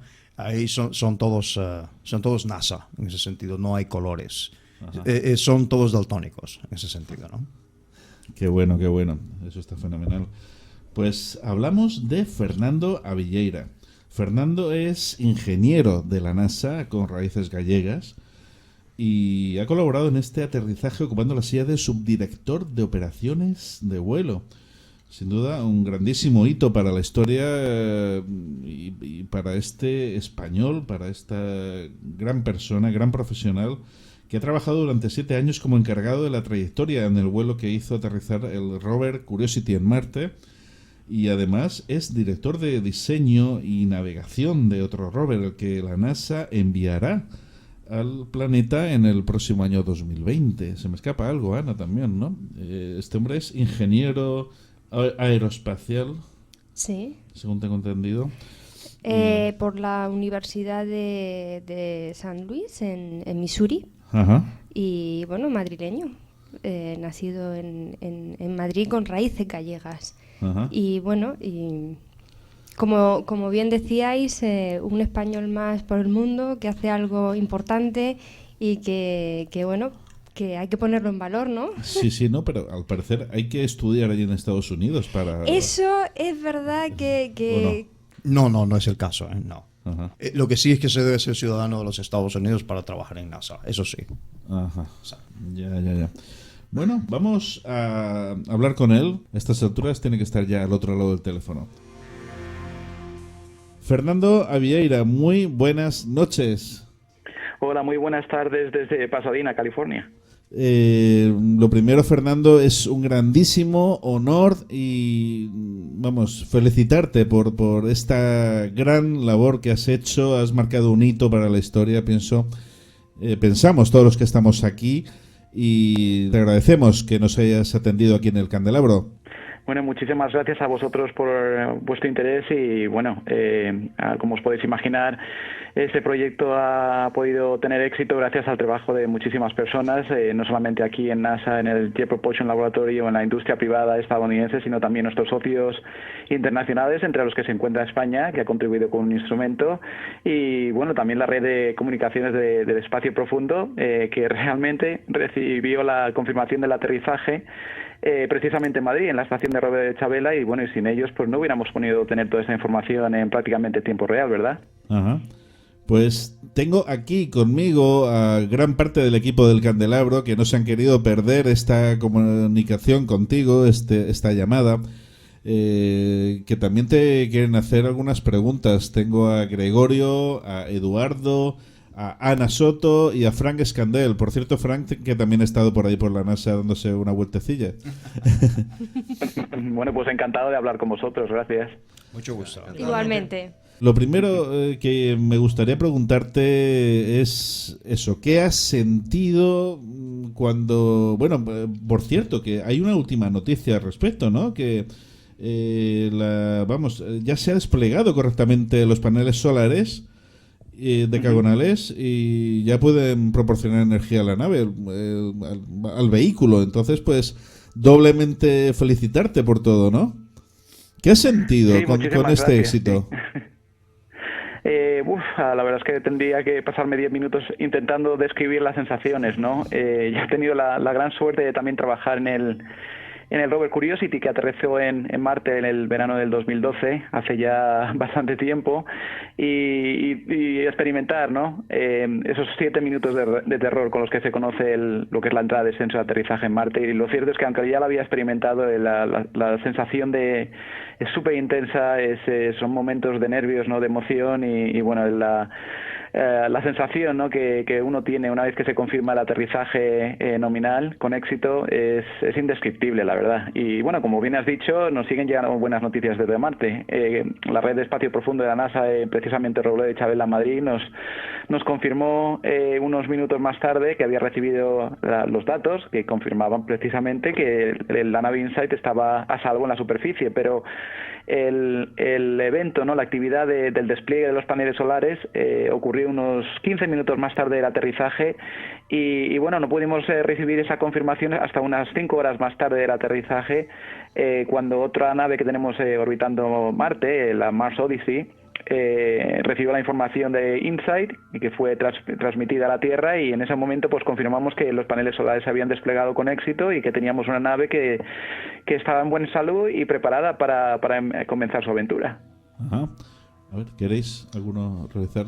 Sí, hola Fernando, lo primero un honor poder hablar contigo y quería preguntarte cuál la vida útil de la sonda, cuál se espera que sea y qué resultados esperáis obtener de todo el trabajo que va a realizar allí en Marte. Sí, bueno, el placer es mío. La verdad que es que me siento abrumado, ¿no? por el interés que ha levantado este gran éxito no de NASA, sino de la humanidad, ¿no? Esa misión es la primera misión que mandamos a Marte para estudiar el interior profundo, ¿no?, del planeta rojo. Llevamos 2 instrumentos principales, un sismómetro que ha sido proporcionado por Francia y un penetrador de superficie que ha sido contribuido por Alemania, y también llevamos un instrumento español, de hecho, ¿no?, proporcionado por el Centro de Astrobiología en Madrid, que es una estación meteorológica que nos va a proporcionar medidas de la temperatura y el viento, la velocidad del viento y su dirección. Y bueno, el objetivo principal realmente es recoger datos, ¿no?, del interior de Marte y de su actividad interna para mejorar nuestro conocimiento sobre la formación y evolución de planetas rocosos como la Tierra, ¿no? Y una pregunta lógica que seguro que estaréis pensando es, bueno, ¿y por qué vamos hasta Marte para averiguar más sobre cómo se formó la Tierra y cómo se desarrolló, ¿no? Y es una pregunta fantástica, la verdad. Pues sí.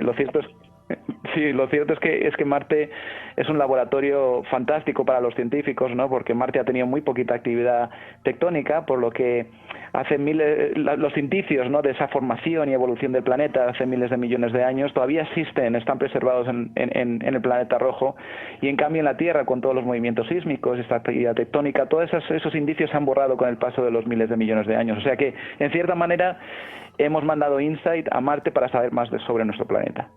Ajá. Frank. Sí, hola Fernando, un saludo. Yo también lo he seguido hasta con doble entusiasmo, más que en otras oportunidades, y esto me dirige a la primera pregunta. Creo que parte de ella ya la has respondido. A lo mejor los oyentes van a decir, se ha enviado otro vehículo a Marte. Sí, pero ¿por qué este es diferente de los demás en este caso? Sí, bueno, más o menos os lo he comentado, ¿no? Es la primera vez que vamos a intentar colocar un sismómetro en la superficie de Marte. Esto se intentó se llevó a cabo en los años 70 con las misiones Viking, que a lo mejor os suenan, pero las misiones Viking llevaban el sismómetro en la plataforma del aterrizador. No teníamos ninguna forma de colocarlo en el suelo, por lo que, claro, las medidas que se tomaron en ese momento pues no eran muy precisas, claro, porque cualquier movimiento debido a los vientos en la superficie o incluso las variaciones de temperatura afectaban las medidas. Este instrumento que lleva el InSight, que lo vamos a colocar directamente en la superficie de Marte, y bueno, respondiendo a una pregunta anterior, vamos a estar tomando medidas del interior de Marte durante al menos un año marciano, que son aproximadamente 2 años terrestres. Pues estas medidas van a ser muy muy precisas, y para daros un poco idea, ¿no?, de la precisión de este instrumento, que es realmente increíble, puede detectar un desplazamiento en la superficie equivalente al diámetro de un átomo de hidrógeno. O sea, cualquier pequeño movimiento en la superficie, minúsculo, ¿no?, incluso si hay un impacto de un meteorito a miles de kilómetros de distancia, InSight va a poder detectar la pequeña vibración en la superficie, ¿no? Y bueno, esto, yo no soy científico, soy ingeniero. Mi trabajo, de hecho, ya ha terminado al aterrizar la nave. Ahora el equipo de operaciones de superficie se va a encargar de todo.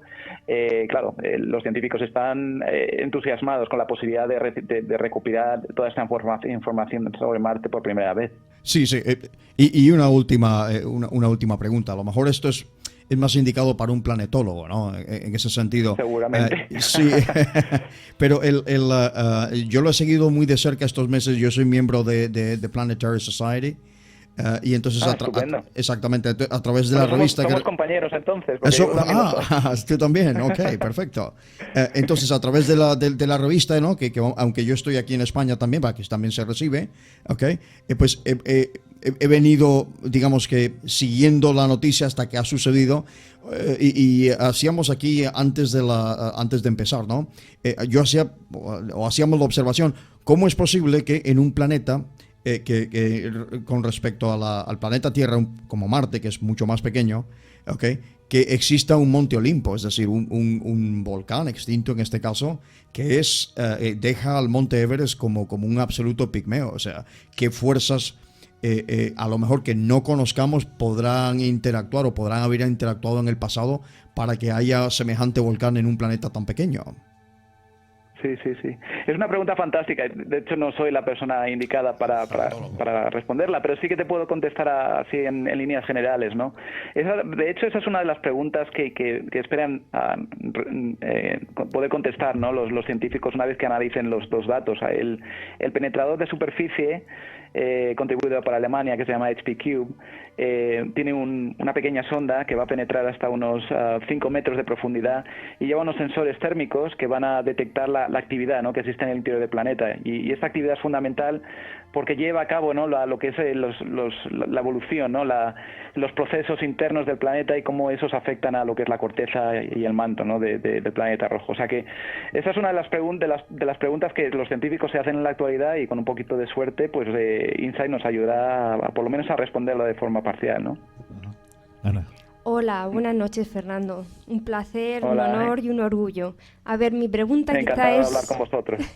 Mi pregunta quizá es más banal, pero ¿hay pretensiones con la sonda InSight de encontrar agua líquida en la superficie?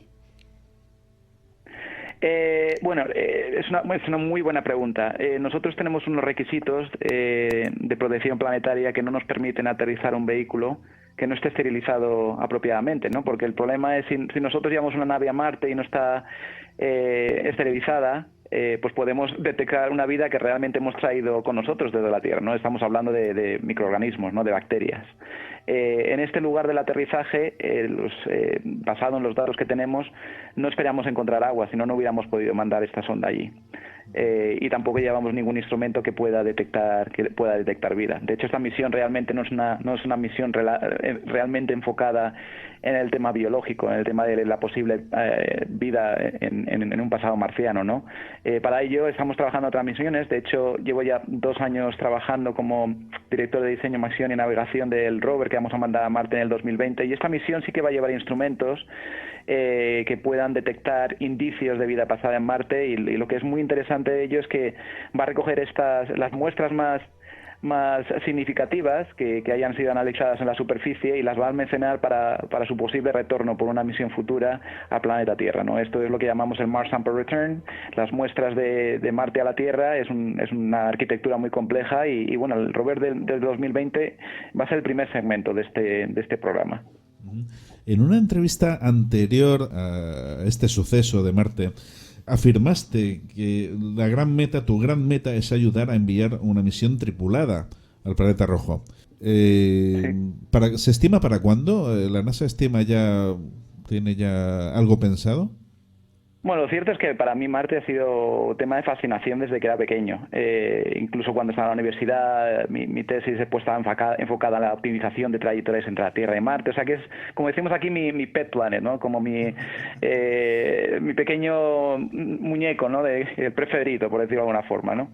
Y sí, Marte ha sido una pequeña obsesión mía, y claro, qué mejor, ¿no?, que investigar el planeta Marte con vistas, ¿no?, a poder mandar una misión tripulada en un futuro. El centro de la NASA que se dedica realmente a las misiones tripuladas, como seguramente sabéis, es el centro de Johnson Space Center en Houston, y bueno, están haciendo estudios preliminares pues con la mente puesta en mandar una misión tripulada pues a finales de los años 2030. El otro día el administrador de la NASA que estuvo aquí con nosotros para el aterrizaje pues también comentó, ¿no?, que es un calendario muy agresivo, ¿no? No estamos tan lejos de finales de los años 2030, pero sin duda se están dando los pasos necesarios desde un punto de vista técnico, ¿no?, para acercarnos a ese gran objetivo. Y todas estas misiones robóticas pues son fundamentales. Por eso también, aparte de la misión científica de InSight, el aspecto técnico es crítico, ¿no? Estamos demostrando tecnología que funciona, estamos averiguando más sobre las condiciones en la superficie a las que se van a tener que enfrentar astronautas en un futuro. O sea que estamos dando pequeños pasos en esa dirección, ¿no? Hola, Fernando, buenas noches o buenas tardes allí en California. Sí, hola, buenas. Bueno, creo que hablo por todos y digo que estamos muy emocionados de hablar contigo y te haría 1000 preguntas, pero ahora mismo la primera que se me ocurre por lo que has comentado es sobre, bueno, primero cómo has vivido este aterrizaje y si era más complejo que el aterrizaje que viviste con el rover, porque creo que los rovers utilizaban un sistema de cables para bajarlos al planeta y este utiliza los propulsores solamente. Y el próximo rover, si vais a utilizar otro sistema de aterrizaje o estáis investigando por ahí, porque también quizá cada vez es más pesado el equipo que mandáis al planeta, ¿no? Sí, bueno, son preguntas fantásticas los que me estás haciendo y de hecho están un poco conectadas también al tema de mandar una misión tripulada a Marte. Una cosa que la gente desconoce, ¿no? Porque tampoco se habla mucho de ello y es un tema también un poquito más técnico, es que en la actualidad realmente ahora mismo no tenemos la tecnología necesaria para poder aterrizar unos habitáculos en la superficie de Marte, ¿no? Ahora tenemos la capacidad para aterrizar pues hasta 1000 kilogramos, a lo mejor 1100, 1200 kilogramos, pero claro, un habitáculo en Marte como los que habéis visto, por ejemplo, en la película esta de Martian, de Matt Damon, que pesan 20 o 30 toneladas métricas, necesitan una tecnología que todavía no hemos desarrollado completamente y no hemos hecho todos los test necesarios para poder utilizarla en Marte. Necesitamos utilizar retropropulsión supersónica para poder decelerar vehículos de gran tamaño en la superficie marciana. O sea que todavía estamos limitados, pero como bien dices, seguimos dando los pasos necesarios para poder afrontar esa aventura, ¿no? Sobre el aterrizaje de InSight, pues me imagino que habréis escuchado, ¿no? Los 7 minutos de terror, las velocidades tan abismales, ¿no? A las que llegamos a la superficie, a la atmósfera marciana. Llegamos a Mach 25, ¿no? A unos 20.000 kilómetros por hora, unos 6 kilómetros por segundo. 6 kilómetros por segundo es una barbaridad, ¿no? Y en menos de 7 minutos, pues el vehículo de forma totalmente autónoma, pues tiene que desplegar un paracaídas supersónico de un diámetro de más de 12 metros, tiene que expulsar el escudo térmico cuando ya es seguro, tiene que tomar medidas con el radar, y una vez que llega a una velocidad pues de unos 400, 500 kilómetros por hora, podemos ya encender nuestros retrocohetes pues para decelerar el vehículo y posarlo suavemente en la superficie de Marte. Pero claro, el sistema es muy complejo y tiene que funcionar de forma totalmente autónoma, y si cualquier elemento falla, pues ese es el final de la misión, ¿no? La otra pregunta que me hacías es el sistema de aterrizaje, cómo se compara con el del Curiosity o el del Mars 2020. Pues es bastante distinto. Utilizamos también un paracaídas supersónico. El del Curiosity es de más de 20 metros de diámetro. El vehículo es más grande y entonces, claro, el sistema se tiene que escalar, ¿no? Se tiene que hacer más grande. O sea que el paracaídas es casi el doble de tamaño. El del Curiosity y el del Mars 2020 también lo va a ser. Como visteis en las imágenes, el InSight aterrizó con un sistema de retrocohetes, pero no tenía una plataforma voladora como la del Curiosity, la que utilizaremos en el Mars 20 también. El motivo para esto es porque el sistema de despliegue, ¿no? de un sistema de movilidad de un vehículo en Marte es realmente complejo. No sé si recordaréis los rovers que aterrizaron en Marte en enero del 2004. Precisamente cuando llegué a JPL fue entre los aterrizajes de estos dos rovers. Imaginaos el momento, ¿no? Es un sistema muy complejo, ¿no? Porque el rover aterriza, luego los paneles, los pétalos, ¿no? de la plataforma de aterrizaje se tienen que desplegar, luego el sistema de movilidad se tiene que desplegar también. Es un sistema muy complejo. Imaginaros si una pequeña carga pirotécnica que despliega una rueda no se abre, es el final de la misión. Entonces, para el rover del 2020 se propuso utilizar una plataforma voladora de tal forma que una vez que el rover estuviera en la superficie no tenía que iniciar estos sistemas tan complejos de despliegue, ¿no? de los distintos elementos del vehículo. Además, también el rover, al ser mucho más pesado, pues necesitaba unos retrocohetes muy potentes, ¿no? Y la plataforma voladora pues lleva unos motores que pueden acelerar el vehículo muy rápidamente. Ajá. Y sobre este sistema de retrocohetes que comentas, no sé si es parecido al de nuestra sonda, nuestra fallida sonda, la Schiaparelli. ¿Sí? ¿Habéis aprendido algo sobre el fallo que tuvo la sonda de la ESA? Sí, la verdad es que hay muchísima colaboración entre la NASA y la ESA. Compartimos muchos datos, formamos partes de comités de investigación, hemos aprendido mucho de lo que ocurrió en la sonda Schiaparelli. También utilizaban paracaídas supersónico, pero el sistema de descenso es distinto, ¿no? al de la misión InSight o la del Curiosity. Lo cierto es que tengo que reconocer que que sé los resultados de la investigación, pero no sé si se han publicado, por lo que no sé si os puedo comentar esa información, pero desde luego hemos trabajado junto con la Agencia Espacial Europea y hemos aprendido, hemos tomado lecciones, ¿no? de ese error, ese problema que hubo en Schiaparelli, y hemos adoptado algunos de nuestros sistemas pues para tener mayores posibilidades de éxito, claro. Necesito hacerte una última pregunta, que bueno, ya ahora, por lo que has comentado, no sé si seguirá siendo secreto o no. ¿Tenéis en mente lanzar llevar algún dron? ¿Esa tecnología es posible con la atmósfera tan diferente, menos densa? Sí, bueno, me alegro que me hagas esa pregunta, porque el Mars 2020 hemos ya confirmado que vamos a llevar un helicóptero con este rover. ¿Qué pasa? Bueno, la verdad es que es algo fascinante. Yo me imagino unas imágenes tomadas por un helicóptero del rover en la superficie y va a ser de otro mundo, ¿no? Sí, es un pequeño dron, como dices tú, y claro, es un desafío bastante complejo, porque la atmósfera en Marte es muy fina, ¿no? Es muy poco densa, y claro, las hélices del helicóptero tienen que girar muy muy rápidamente, ¿no? Para generar esa sustentación.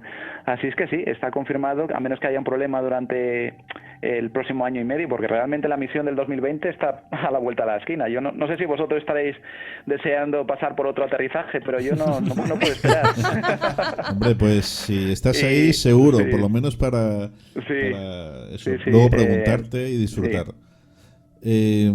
¿Cómo estás viviendo, porque tú estás viviendo de primera mano, todo este avance tecnológico en tan poquísimos años? ¿Cómo es eso? ¿Cómo lo estás viviendo? Pues es realmente increíble, ¿eh? Nosotros siempre decimos aquí en JPL, en NASA, que vamos, para que una misión de estas tenga éxito tenemos que hacer todo perfecto, y además hay que tener bastante suerte, ¿eh? Porque nosotros pues diseñamos nuestros sistemas con grandes márgenes, ¿no? Para asegurarnos de que, bueno, pues si no es por ejemplo, la trayectoria no es muy nominal, pues bueno, pues todavía el vehículo se puede recuperar de ella y puede todavía tener éxito. Pero, por ejemplo, cuando analizamos la atmósfera marciana, el clima, ¿no? Local, ¿no? Los vientos que podemos esperar durante un aterrizaje, pues incluimos mucho margen, ¿no? Por si acaso pues llegamos a Marte en un día que la atmósfera es bastante inusual, que los vientos son mayores de lo que esperábamos. Pero aún así, eso no te garantiza porque la misión se diseña y se construye con años de antelación, ¿no? O sea, aquí en la Tierra no podemos pronosticar el tiempo con mucha precisión, con una semana de antelación. Imagínate pronosticar el tiempo en Marte con varios años de antelación, ¿no? Tenemos modelos que nos aproximan lo que esperamos encontrarnos, pero nunca se sabe, ¿no? En un día dado, pues puedes llegar a Marte y te puedes encontrar con una atmósfera que es totalmente fuera de familia, ¿no? Con respecto a lo que esperábamos. Algo que os llamará la atención, ¿no? Es que en los últimos meses, durante el viaje interplanetario, pues teníamos nuestros como el pronóstico del tiempo, ¿no? En Marte, ¿no? Hay un consejo de atmósferas que llamamos aquí, que nos proporcionaban los últimos modelos atmosféricos basados en las últimas medidas de los orbitadores que están en Marte ahora, y bueno, es increíble. O sea, yo creo que esto te da te pone un poco en perspectiva la cantidad de gente que está trabajando en esto, ¿no? Tenemos un comité de expertos científicos que recogen los datos enviados por otra nave que está en Marte, los evalúan, construyen modelos matemáticos de la atmósfera, y esos los ponemos dentro de nuestras simulaciones. Corremos millones de trayectorias para asegurarnos de que con 99% de posibilidad la nave va a poder aterrizar. Bueno, es increíble, ¿no? Que todo funcione es un milagro. Pues te estamos escuchando fascinados. Embobados, por lo menos en mi caso. Bueno, me alegro que os interese. Me alegro que os interese, y gracias por vuestro interés. No, hombre, gracias a ti por en fin, dedicar tu tiempo a estar este ratito con nosotros aquí en el Candelabro. Y bueno, la verdad es que nos sentimos muy orgullosos de que haya una presencia española como tú en estos momentos allí en la NASA, ¿no? Y desearte lo mejor. Ya una vez que ya hemos contactado, pues no obstante, pues ya posteriormente en otras ocasiones me gustaría pues que volviéramos si acaso a contactar, y bueno, que nos vayas contando un poquito cómo va todo. Por supuesto, estoy hasta hoy a vuestra disposición y no querría dejar pasar la oportunidad de que, y bueno, espero que entendáis un poquito por dónde vengo, ¿no? Claro, yo soy ingeniero, no soy científico, ¿no? Me interesa mucho la ciencia y los descubrimientos que va a hacer el INSAIT, ¿no? Y desde un punto de vista de ingeniería, el hecho de que funcionara todo como ha funcionado es realmente pues un gran éxito y bueno, todos debemos estar orgullosos de ello, no solamente NASA, sino la humanidad. Pero a lo que iba es que desde un punto de vista personal, el hecho de que pues vosotros os intereséis tanto, ¿no?, por divulgar este gran hito, ¿no?, este gran logro para la humanidad, que lo transmitáis también, ¿no?, y divulguéis en cierto modo, ¿no?, lo importante que es la ciencia, la tecnología y las matemáticas, pues a mí personalmente me alegra mucho, ¿no? Porque podéis realmente causar un impacto en la gente joven, ¿no? La futura generación de exploradores, ¿no? Gente que se puede mostrar inspirada y muy motivada pues a estudiar este mundo. Y no me refiero precisamente a estudiar las ciencias y todo esto pues para trabajar en el programa espacial, que sí, que sería fantástico, para mí es mi pasión, pero a lo mejor alguien encuentra una motivación para decir, sí, mira, si con trabajo, con esfuerzo, pues a lo mejor soy el siguiente investigador, ¿no?, que desarrolla una vacuna, ¿no?, y crea un impacto tremendo en nuestro mundo, ¿no? Todos estamos en el mismo barco remando en la misma dirección. Vamos, algo así como en vez de elegir ser youtuber, ¿no?, o algo así un poco más práctico, simplón, pues irse a tener curiosidad y a tener interés por hacer avanzar a la humanidad, a la ciencia y exacto, no que no se quede todo como parece en tan banal y tan sencillo y al mínimo esfuerzo, ¿no? Exacto, y sobre todo el trabajo de equipo, ¿no? Como habéis escuchado, pues esto ha sido un trabajo, un proyecto multinacional, ¿no?, en el que desde el primer hasta el último componente del equipo pues ha proporcionado pues unos instrumentos o un conocimiento técnico que ha sido fundamental para el éxito de la misión, claro. Pues lo dicho, Fernando, muchísimas gracias por prestarnos estos minutos aquí en el Candelabro y te felicitamos. Yo creo que, vamos, de parte de toda España pienso, es un gran honor y te felicitamos por toda esta gran labor que has realizado, que es, pues eso, es un gran hito para la humanidad y bueno, que se repitan muchos más éxitos, ¿no? Claro que sí, muchísimas gracias por vuestro interés y un placer hablar con vosotros y ya sabéis, estoy a vuestra disposición. Cuando queráis hablar sobre Marte, aquí estaré. Pues gracias por todo, Fernando. Un fuerte abrazo desde España. Muy bien, un abrazo para vosotros. Hasta pronto. Hasta pronto.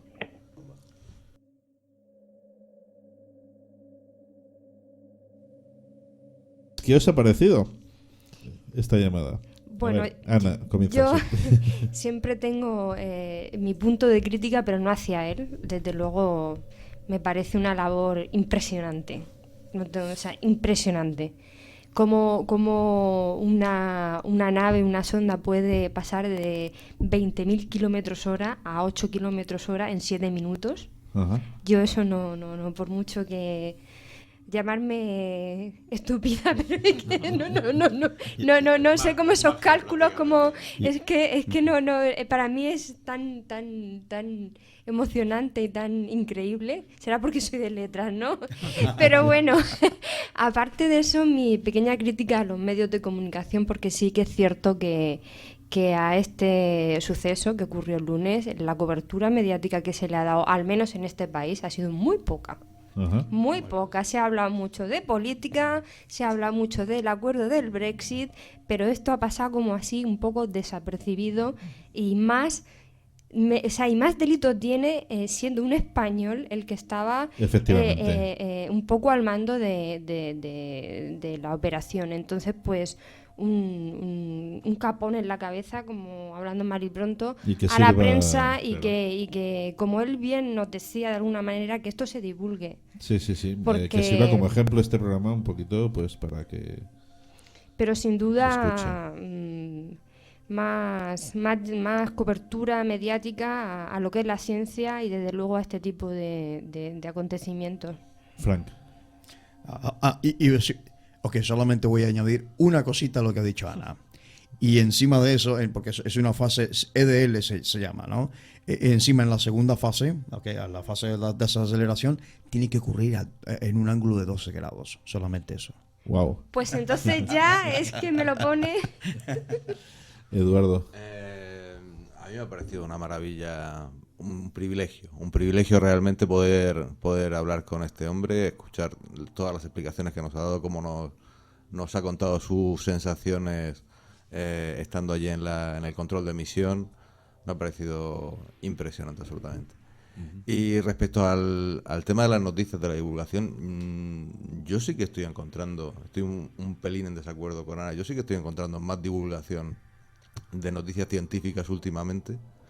Pero en los sectores especializados, en lo que es no, prensa... pero en prensa, en ABC, en la... Pero estarás conmigo que muy por encima. Hombre, por supuesto, siempre la carnaza mediática siempre está en otro lado. Y hay medios que ni lo han cubierto. Por supuesto. Entonces eso y de hecho muy pocos medios he escuchado yo a este hombre hablar como lo ha hecho aquí en el Candelabro. Sí. Es que no sé si es una sensación... No, todas las sensaciones son subjetivas. A lo mejor es que yo estoy más atento a las noticias científicas y por eso... yo te hablo en términos generales, en poner un telediario de cualquier cadena y esto, pues sí, las ondas aterrizaron, tal. Sí, pero a lo mejor sus 5 minutos de rigor y vamos a lo siguiente. No, te lo meten en el mismo bloque de noticias que el perro que le muerde la zapatilla en Sumatra a una señora. Efectivamente. Como da la misma importancia. Como he dicho al principio, sería una noticia más. El peso específico de la noticia. Sería una noticia más de las que damos aquí en plan rápido y bueno, la verdad es que de las que damos al principio del programa. Y bueno, el poder entrevistar a esta persona, la cercanía con la que nos ha atendido, desde luego que es una maravilla. Y esto yo creo que los medios deben de aprovecharlo más y divulgarlo, porque es un asunto el que un español esté ahí en este gran...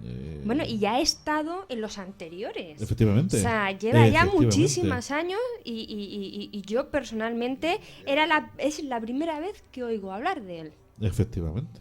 Es que es llamarme desinformada, increíble. Pero lleva muchos años y es la primera vez que oigo hablar de él. Gregorio. Pues sí, ha sido muy emocionante. Creo que todavía tendría como 1000 preguntas que hacerle a Fernando y quedémonos con lo que ha dicho, que bueno, que mentes brillantes de todo el planeta estén colaborando, trabajando juntas para poner un objeto a 60 millones de kilómetros y que no sea trending topic, pues... Ahí voy. Pues claro, deberíamos de estar todos mucho más atentos al valor que tienen estas noticias y el trabajo y la dedicación que hay detrás, por supuesto. Algo así como que el pelearse vende, ¿no? Y el trabajar unidos en equipo y avanzar no vende tanto. Pues sí, es verdad, es muy interesante lo que dice. Sí. Os recuerdo, bueno, el próximo programa vamos a hablar, Frank, de matemáticas y geometría sagrada. Ni más ni menos. Es que hay alguna matemática y geometría que no sea sagrada. Gracias. Pues te invitamos a que vengas al programa porque yo creo que también vas a aportar ahí muchísimo. Y bueno, señores, estamos llegando ya al final del programa. ¿Qué os ha parecido? Todo lo que hemos estado aquí hablando, tanto del señor Fernando Avilleira como de este tema de Zaratustra. Pues nada, ha sido un verdadero placer. Hemos ido desde el futuro más cercano de lo que ocurrirá en el 2020 en Marte al pasado y al comienzo de nuestras religiones y nuestras creencias. Sí, ha sido haciendo en 2 horicas, ¿sabes? En 2 horicas. Un tour bastante... Sí, un tour bastante... Sí, la verdad es que ha sido muy interesante estar, sobre todo como oyente, porque con Fernando hablándonos de todo el tema de la exploración espacial y con Fran hablándonos sobre Zaratustra, hemos recibido una cantidad de información impresionante para... En muy poco tiempo. Sí, en muy poco tiempo. Habrá que procesarla, habrá que estudiarla y habrá que rebatirlas en algún futuro. Lo que sí que me gustaría saber el secreto del señor Frank Escandel, porque es una auténtica biblioteca andante. Para tener esa memoria que tomas. El sistema de las cajitas. Y yo solamente duermo 4 horas al día, eso es. Está. Hay que decir que Fran ha venido con 2 libros y un iPad que lo tiene en la mesa y están cerrados. O O sea, que toda esta información ha salido de su cabeza. Sí. Esperemos que es sí, exactamente. Es tremendo. La es lleva, tremendo. Ha dicho una... ¿Dónde está el pinganillo? ¿Eh? El pinganillo. ¿Dónde está el pinganillo? Me he afeitado la barba. Vaya, ¿sabes?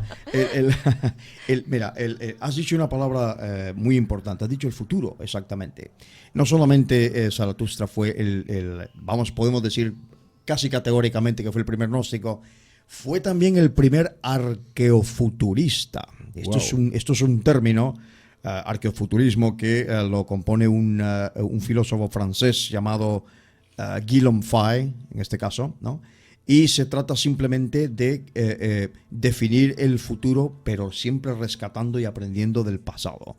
Es decir, no como ciertas ideologías políticas hoy en día que se han abandonado al nihilismo, de decir, pues lo que venga, lo que entre por la puerta, o como dijo con todos mis respetos, por supuesto, como dijo un político español no hace mucho tiempo, ¿cómo se llama? Tomar el cielo ¿cómo se llama? Asaltar el cielo, tomar el cielo por asalto. Las cosas no se hacen tomando el cielo por asalto. Pues nada, yo un honor que me hayas invitado a participar de nuevo, Hombre, de estar aquí. Yo espero que vengas. Por Cuento supuesto, contigo como parte del equipo. porque aparte de hacer mis preguntillas, así al Claro. nivel que yo llego, aprendo mucho y me abre la mente de una manera especialmente importante y Sí, la sí, verdad sí. es que es un ejercicio muy, muy bueno para mí. Pues, queridos amigos, estimados oyentes, lo dicho, ha llegado el momento de despedirnos y nos volvemos a encontrar el próximo sábado con un tema yo creo que va a ser bastante interesante, ¿no? Como bien dice Frank, ¿dónde no están esas geometrías, esa matemática sagrada? Y contaremos para ello con con dos auténticos especialistas, espero, ya que espero que venga Frank también, un invitado sorpresa que lo daremos a conocer más adelante. Lo dicho.